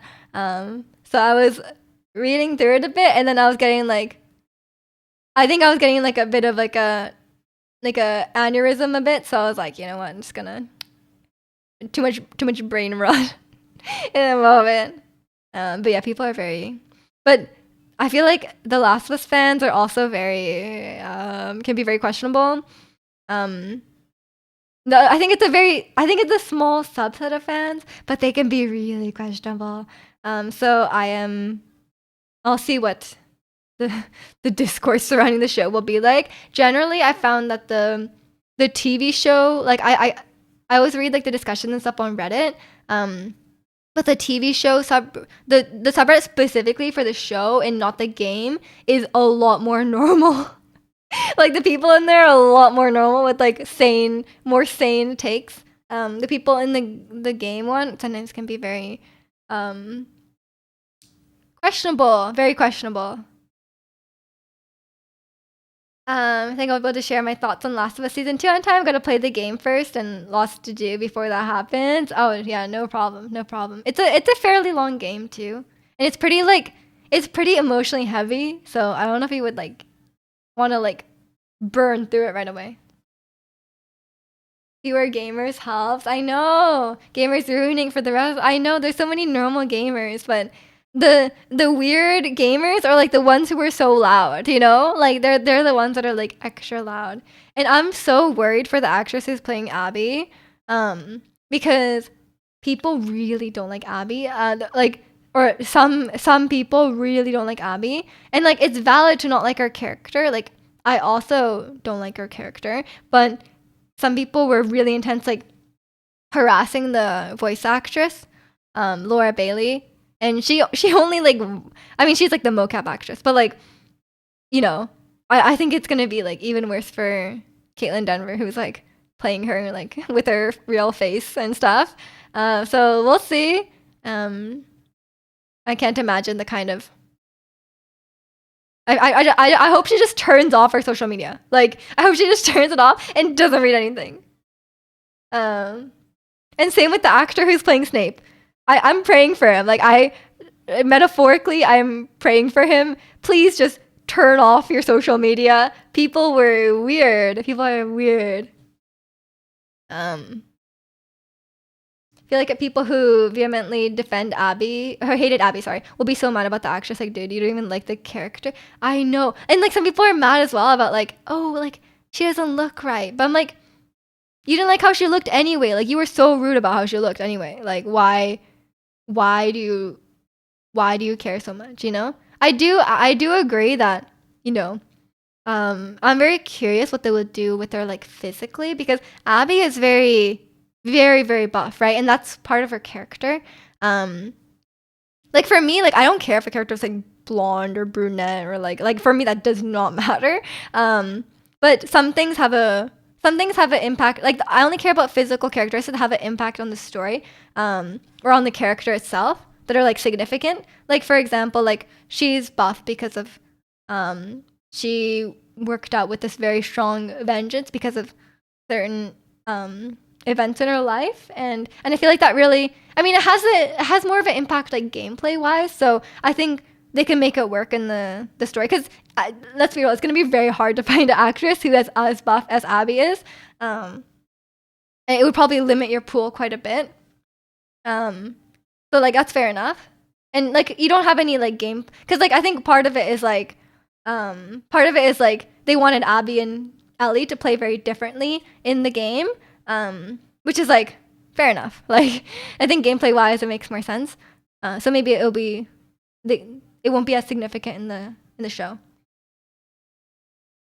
Hate the character, not the actor. I know people just don't know that she's just playing a role. Like, what does she have to do with anything? Like, literally nothing. Like, she even write it. Like if you're gonna get mad at someone in real life, like, I feel like getting mad at the writer would make more sense. Literally makes no sense to the actor. And welcome in Harmonic. Hope you're doing well today. I guess the Harry Potter thing is because of J.K. Rowling's allegations on racism. I mean, J.K. Rowling is like a whole other thing. Yeah, so maybe it's I don't even know. I don't know if the people. I mean, I feel like some people are just being racist about it. I know, like I know when in Percy Jackson in the Disney Plus show, one of the main characters is Annabeth, and in the book she's like a blonde girl. And they cast a black actress to be Annabeth, and some people were like so mad, and I can understand like if you picture a character a certain way in your head when you're reading the book and you're like so excited to see this image of the character you picture in your head on the screen, I can understand being disappointed that they're not the way you pictured them. But I think like unless the physical characteristics really matter for their storyline and their character, I think if they can portray the character well despite despite how they look, then I think give them a chance. I can understand being a bit disappointed, but obviously some people went way too far. They were like she was like 13 too. Not even like this actor for Snape is like a 40 something year old man. So like he's probably more equipped to handle this, but she was like 13 and people were sending her like really racist messages, really like violent messages, and like just like sending a lot of hate to her. I'm like, you're a 13-year-old girl. You think she had anything to do with this? Like, come on. So I think at that point it's just like racism. If you're that mad. I remember people hating on the Game of Thrones actors for burning a whole town in this show and saying really questionable stuff. Like, but that's not her. It's so silly. Like, people are like, do people not know that TV shows are not real? Like, come on. Like, I think sometimes people have a poor emotional control, and like, yeah, shows are made to make you feel a certain way, right? Like, if something making you angry in a show, it's not necessarily a bad thing, but you should be able to like recognize that the anger is like to something fictional, you know? Like, you should be able to recognize it and then not take actions against real people, you know? I think I will never understand those people. They're a little bit unhinged, or a lot unhinged. I don't know what goes through their mind. I think maybe they're just really angry and they want to take it out on something, and they can't take it out on the real character, so they like, oh, let's just take it out on the actor. But like, that makes actually zero sense, you know? But yeah, some people are really, really crazy. So I am concerned for Caitlin Denver, who's playing Abby, and I forgot the actor's name who's playing Snape, but hopefully they'll lock down their social media and try not to read too many comments, because I'm sure there's lots of really nice people, but there's gonna be so few people who are like unhinged, you know? As long as they're not too disturbed by it, then it should be okay. But I know like Laura Bailey got so many death threats, and I'm like, who she played Abby in the game, and like she got so many death threats, and I'm like, that's obviously like way too far. It's not something you just like ignore, you know? So hopefully people don't go that far. I don't know what Harry Potter fans are like. I don't know if they're at the level of sending death threats. I don't know. Hopefully not. Maybe they're less unhinged than gamers, but who knows? I know some Harry Potter fans can be very very into whatever. You find most hateful characters are a sign of good acting. Yeah, it's like it's not their fault. Like they're just doing their job, and they're being a good actor. Like, the fact that you hate them is probably a sign of their good acting, but you should recognize that it's a person playing a character, not a real person, you know? Yeah, I think some maybe they don't understand, or maybe a lot of people saying that kind of stuff are like children. I don't know. Maybe they're just kids and they don't really understand that the actor is not really the character. But like, how young would you have to be to not know that? You know, like you have to be like 6 years old. Like I feel like a 10-year-old or like a 12-year-old would know that the actors are just playing a character. I don't know. I actually have zero idea. But yeah. I don't have very strong opinions about like Harry Potter because I haven't read the books. I haven't grown up with it. I only watched it very recently, but watching it now, like in this current age, you definitely notice that like at least I watched the movies and it's super super white. Like 99% of the cast is white. There's like 3 people of color like in the entire show, or in the entire film series, right? There's that one background kid who's now in How to Get Away with Murder, that guy. There's Cho Chang, which is a whole other. We've talked about Cho Chang and what the hell is that name?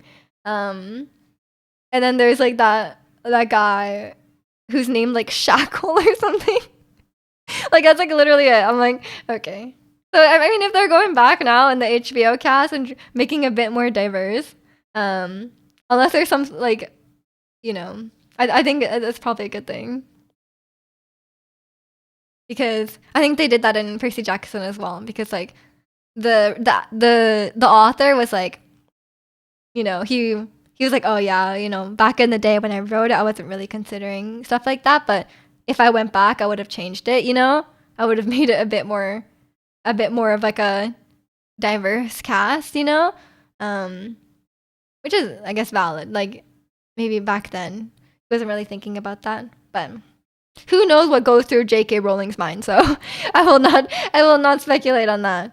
Um, I don't want to be in that mind. Yeah, we'll see. I don't know if I'll watch like the Harry Potter show. I don't personally care that much. Um, but I thought the movies were enjoyable. Like even watching them now as an adult, I thought they were a fun time. They weren't like life changing, but I thought they were fun.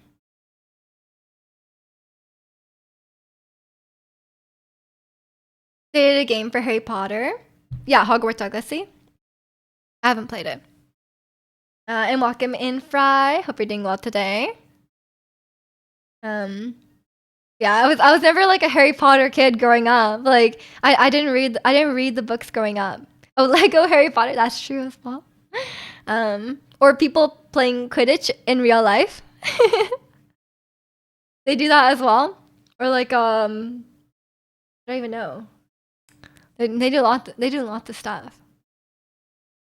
But yeah, it's yeah.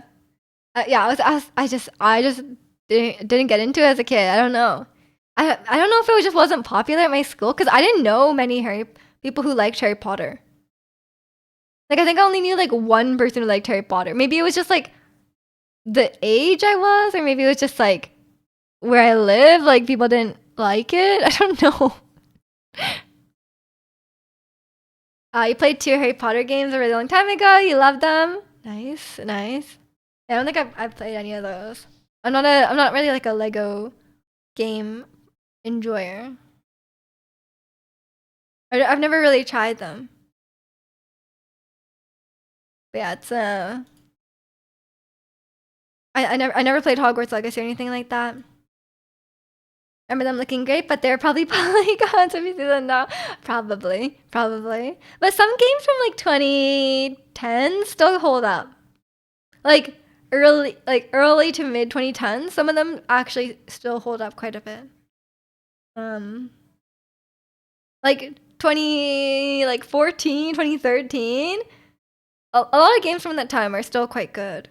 They look quite good. I think graphics are progressing a lot more slowly, right? Because like there's not like a huge. I don't think there's like a massive difference between like from 10 years ago to now versus like 20 years ago to 10 years ago. The jumps in graphics are not as crazy. But some things are still looking quite good. Like for example, I was watching a video recently about Alien Isolation, as you do. And Alien Isolation still looks really good. PS1 to PS2 wasn't. I mean, yeah, the stuff was progressing so fast at that time.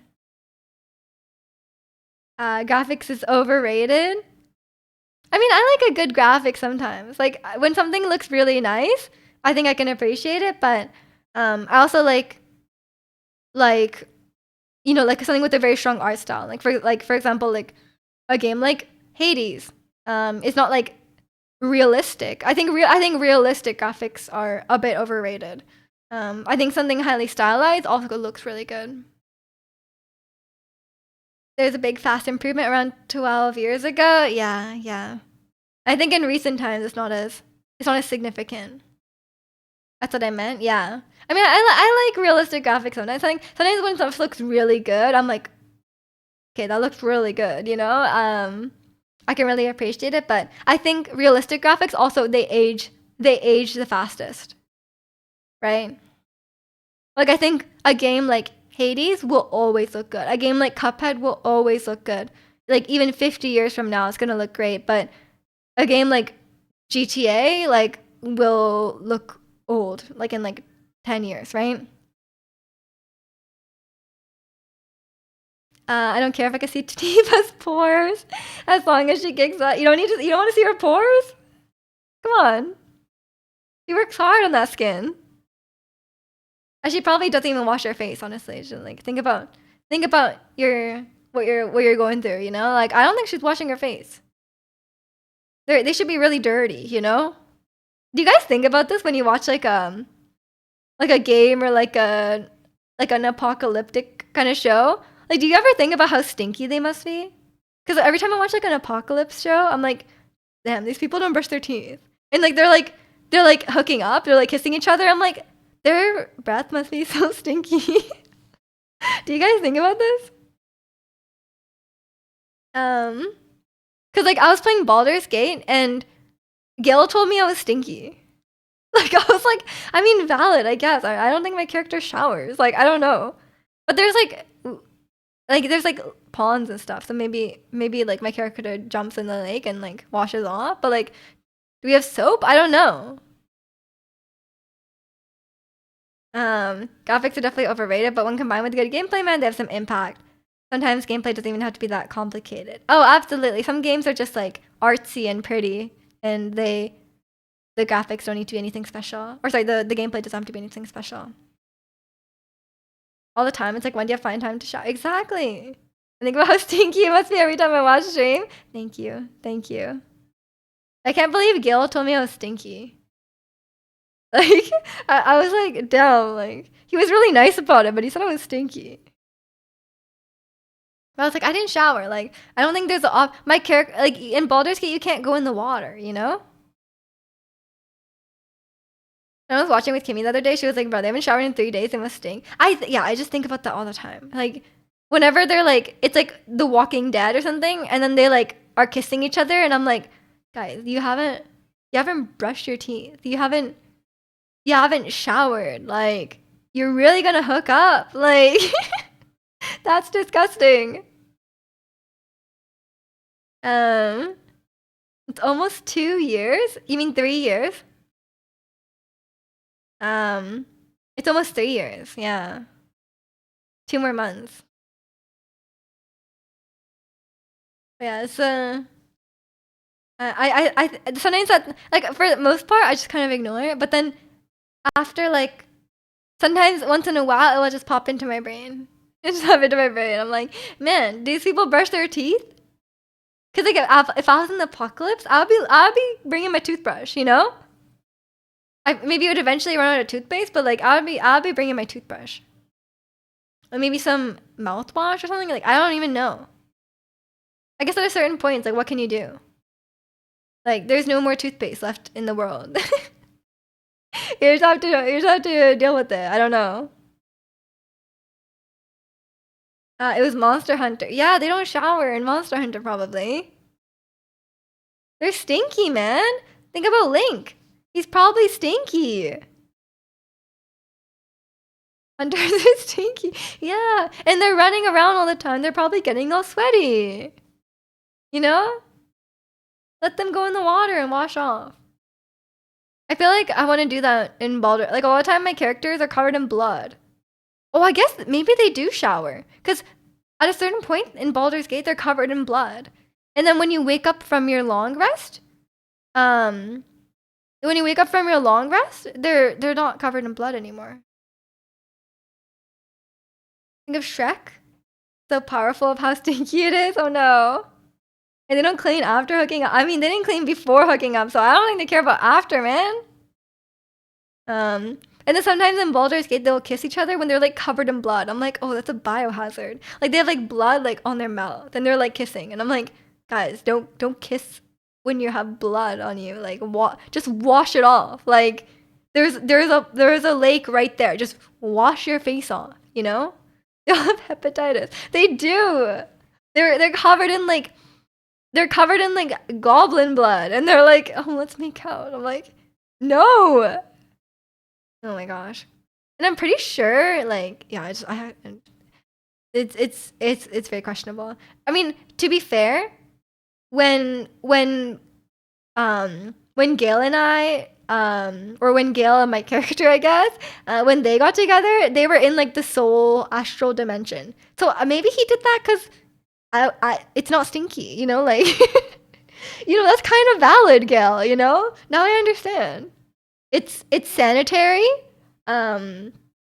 it, no one's stinky, you know? It's like your souls, it's like your, you know, your soul can't be stinky probably. It's clean. Um, maybe that's why we all understand him better now. Imagine a game you have to take off a shower. You take a shower, you want to clean your blood off. That happens in the forest.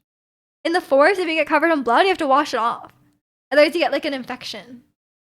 I don't know what the infection does, but like they'll say like wash off your blood. Like I do appreciate games where, speaking of graphics, I kind of like games where there's a lot of attention to detail in graphics. Like for example, in Naughty Dog games like Last of Us, Uncharted, if your character is all muddy, if you go into the water, it like washes off the mud, but only on the part of you that went in the water. And like stuff like that, I'm like, damn, like you really went to that level of detail. That's crazy. Because some games where it's like you just go in the water and then like everything will come off. Your character will be like, it'll be like clean or dirty, you know. But in Uncharted, like if you just put your knees in the water, then you'll come out and just up to your knees will be clean, you know. And I'm like that kind of stuff is crazy.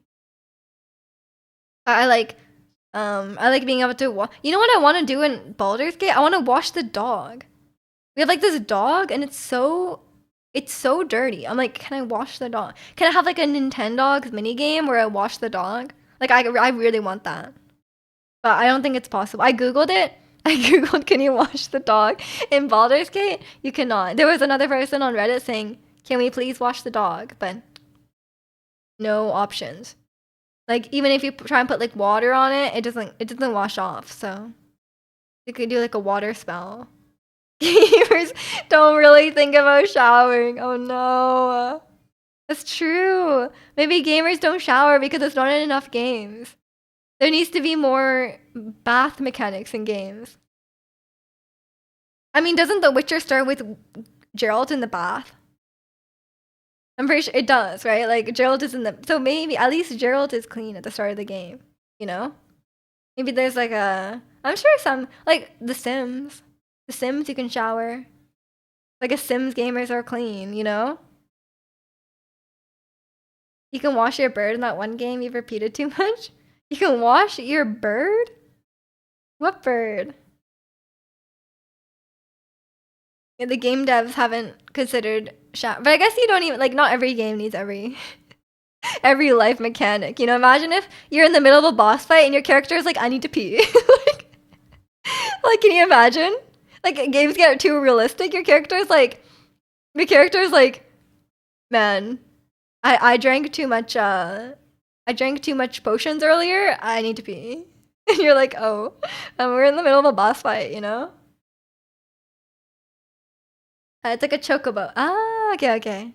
Yeah, I like being able to wash. I like washing things in games. I feel like it's very satisfying. I appreciate that in Scarlet and Violet you can wash Miraidon. I'm like, nice. You must be really dirty. I think I mean, our characters don't take a shower, but at least we wash Miraidon, you know? But yeah, in Baldur's Gate, you can't even go in the water. Your characters like can't swim or something, so they like you die if you try and go in the water. But maybe you can do like the create water spell and like wash yourself off. Who knows? Because my character is always covered in blood. Like no matter what. Like I think if you take a bit of damage, you get covered in blood. And I'm like, man, I'm just always covered in blood. I'm not. It's not like I'm murdering people all the time, but like I'm just covered in blood. And it feels very unsanitary.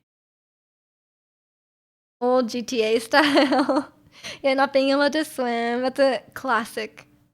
It's kind of like I guess maybe the character just can't swim. Like Baldur's Gate doesn't have like the most like open world, you know? Which is fair enough. It's not really about that. But yeah, maybe you can wash off the blood with the create water. I'll have to try that out. I wouldn't put it past them to even put that in, you know? Because it lets you use a lot of spells and stuff outside of battle. For some reason I had like a healing potion and I wanted to heal Gil because he was like dying. So I threw it at him and like he was like, ow. So I don't think it's how you're supposed to do it. I like threw like a bottle, like a glass bottle at his head. But it did heal him. So I was like, okay, I guess it's fine. But I think maybe he's just supposed to drink it. I don't know. So I stopped doing that. But maybe I shouldn't throw like a glass bottle of water at the dog, you know? He might not. He might not appreciate that. Although we were in like a fight recently and then there was like civilians in the fight. And then the dog runs in. The dog runs in and immediately dies. I'm like, oh, the dog. I hate when dogs die in games. If you throw it next to him, I don't think it damaged. Oh, I threw it directly at him. And he was like, oh. And I was like, I'm sorry. I was just trying to heal you. He said watch, I meant watch. Yeah, I got that, don't worry. I read through the typo. Yeah, there was a random dog and he went into the fight and died. I'm like, dog, you're not supposed to do that. Like, but the worst, oh, fair warning, when you play The Last of Us 2, Ricky, you will probably have to kill dogs. And it sucks. Like, when I got to that part, I seriously considered quitting the game. Like, I was like, oh my god, I have to kill the dogs. And I was like, you can kind of get you can like stealth through and avoid it. Like, technically, but it's really hard. So a lot of times, like, you will probably have to end up killing the dogs. It really sucks. And like, I don't know, it's so brutal. It's so brutal. More worried about Kimmy than me. Like, yeah, I actually like almost quit. But then after a while, I was like, okay, fine. You know? I do feel kind of bad also killing, like, you know, in Breath of the Wild, you had to kill the wolves. I feel kind of bad. Quit on what? The Last of Us 2. Because you had to kill dogs. Because I was like, I have to kill, I have like my baseball bat with nails in it. You want me to use this to kill a dog? Like, I cannot kill the dog melee. Like, it's okay if you like, you could put down like the bomb and then you could just run away and just don't look. You know, just like pretend it's not happening. But the dogs are really hard to deal with because they like sniff you out.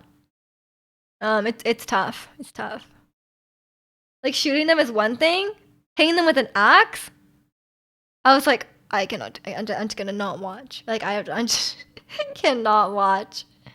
For some reason, it's like wolves are like slightly more palatable.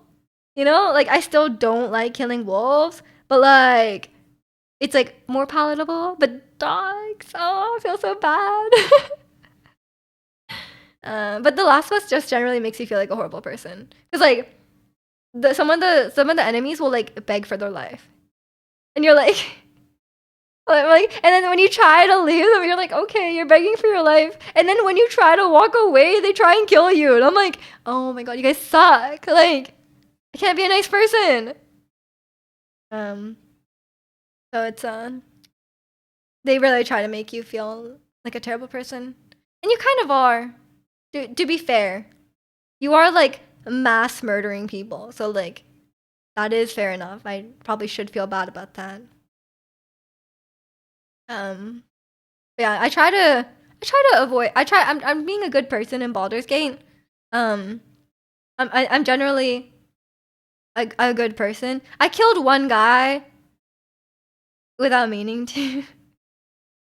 There's a few people that I think I shouldn't have killed. There's this guy, he was stuck on a windmill, and there was two options, like one to speed it up and one like there's people like torturing him on the windmill.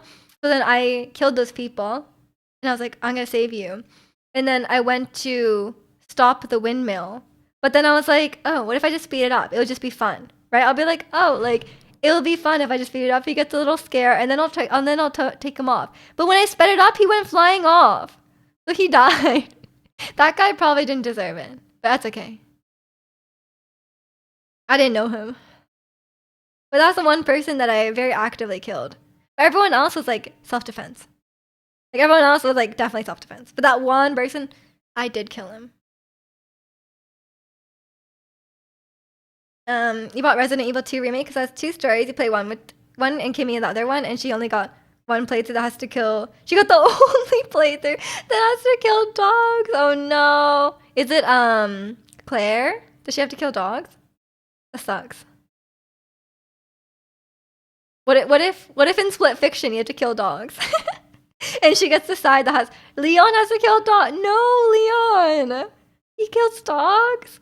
How dare you? Were they like zombie dogs at least? It sucks. Yeah, and killing dogs is painful. They were zombie dogs. Like that's a bit more palatable. That's more like putting them out of their misery, you know? Like if they're zombie dogs, that's like he's a 10 when he kills dogs. True, true. He bought that and got so scared I returned it, and the guys asked me why I was returning it. I said, oh, I bought the wrong game. Angel, you just gotta own up to it. You gotta say, man, it was too scary. It was too scary. I had to kill dogs. 0 out of 10. I'm returning it. Fair enough. Fair enough. That's okay. I understand. I understand. You just gotta own up to it with the guy. And what if he would have been like? What if he would have been like? Oh yeah, same man. You know. Like, or maybe he, you know, or maybe he would have just laughed at you. But you know, fair enough. That is funny. Yeah, I like choose your own dialogue games. I think it's quite fun. It's I like living out my I like trying to be a nice person. I don't think I can do like an evil playthrough. I don't think I'd be able to. It was like I think Undertale being like my first game really messed with my like my gaming morality, because I feel like a lot of like if you grew up playing like I don't know like Call of Duty or something, you probably have like you probably go into games and be like, oh, like, you know, like you like there's no issues like killing enemies or like doing certain things that are like game things, you know. But since Undertale is my first game where it's very much like, yeah, killing enemies, like killing random mobs, that's bad. Like, it is very much like, oh, like, you shouldn't do that. You're a bad person. Like, you know, the game will know. The game will remember when you make bad decisions, right? If you act in an evil way, if you kill someone, the game will remember that. Even if you reset the game will remember that. So, like, that experience was like, I don't know. I feel like that gave me some wrong lessons in terms of games in general, you know? And I find that a lot too with like Breath of the Wild. Like, since Breath of the Wild was one of like the first like it's like the first like open world, first like big game that I played. That one also made me think like now when I like see puzzles in games, I'm like, oh, I should try it like this, and I expect it to work. But most puzzle games are a lot more restrictive than Breath of the Wild or even like Baldur's Gate, right? I think those are like the ones that are more free. And yeah, I feel like I learned that. I feel like I learned lessons that are like, yeah, Breath of the Wild does this, but no other game does this, you know? Which led to me being disappointed by a lot of other things. And then also, like, in Breath of the Wild, I learned that, like, you shouldn't open treasure chests and you shouldn't do side quests, because all you'll get is, like, one, you know, like, they'll be like, wow, thank you so much for spending 2 hours doing this side quest for me. Here's a stamina food that will give you half of stamina wheel. And you're like, wow, thank you so much for this. Like, and they'd be like, oh, thank you so much. Thank you for collecting 100 mushrooms for me. Here's 50 rupees. And you're like, oh, thanks. So then I feel like I learned then. They're not worth it. Yeah, like you'll get nothing out of it. Only do it out of the goodness of your heart, you know? Don't expect rewards. Or like when you go through Breath of the Wild and you open a chest and it gives you like a a 12 damage weapon, you're like, thanks, that's very nice. Or you'll open it, it's like an amber, and you're like, why did I open this? You know? We taught you not to do favorites. Yeah, don't be nice to people. And welcome in Otter. Hope you're doing well today. The mushrooms for rupees was so not a veg. Yeah. No, it wasn't even mushrooms. I think it was. I don't remember. I can't even remember. The mushroom quest was stupid. But yeah, now when I play like Baldur's Gate, I'm like, oh, like if someone asks for like a random quest, like unless I want to do it personally, I don't want to do it. You know? Like I don't do stuff for the reward. You know? You don't think I ever experienced the evil route? In Undertale, I got all the way to the end in the genocide route. Felt terrible, and I never finished it because it like ruins your save file forever. In certain Altus games, Atlas games, sorry, Altus is not Elden Ring. They have a law, neutral, or chaos route. I only experienced the chaos route like once or twice because other routes just wouldn't make sense. Funny enough, the majority of the law route is actually more messed up. Oh no. Just go home yesterday from 2 weeks in Thailand, Cambodia.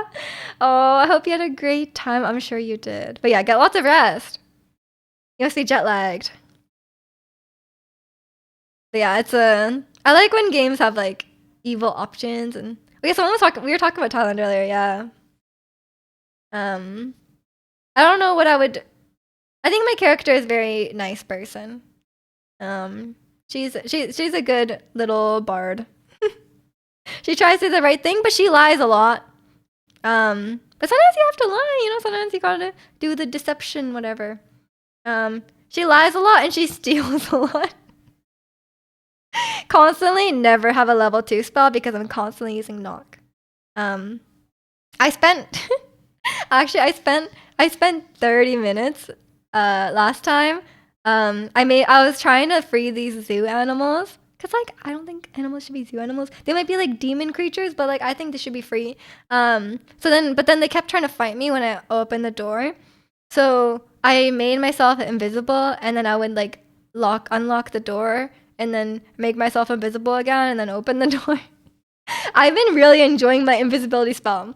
I use it to steal things, and I use it to unlock things that I'm not supposed to. And it works very well. So, other than those things, my bard is a nice girl.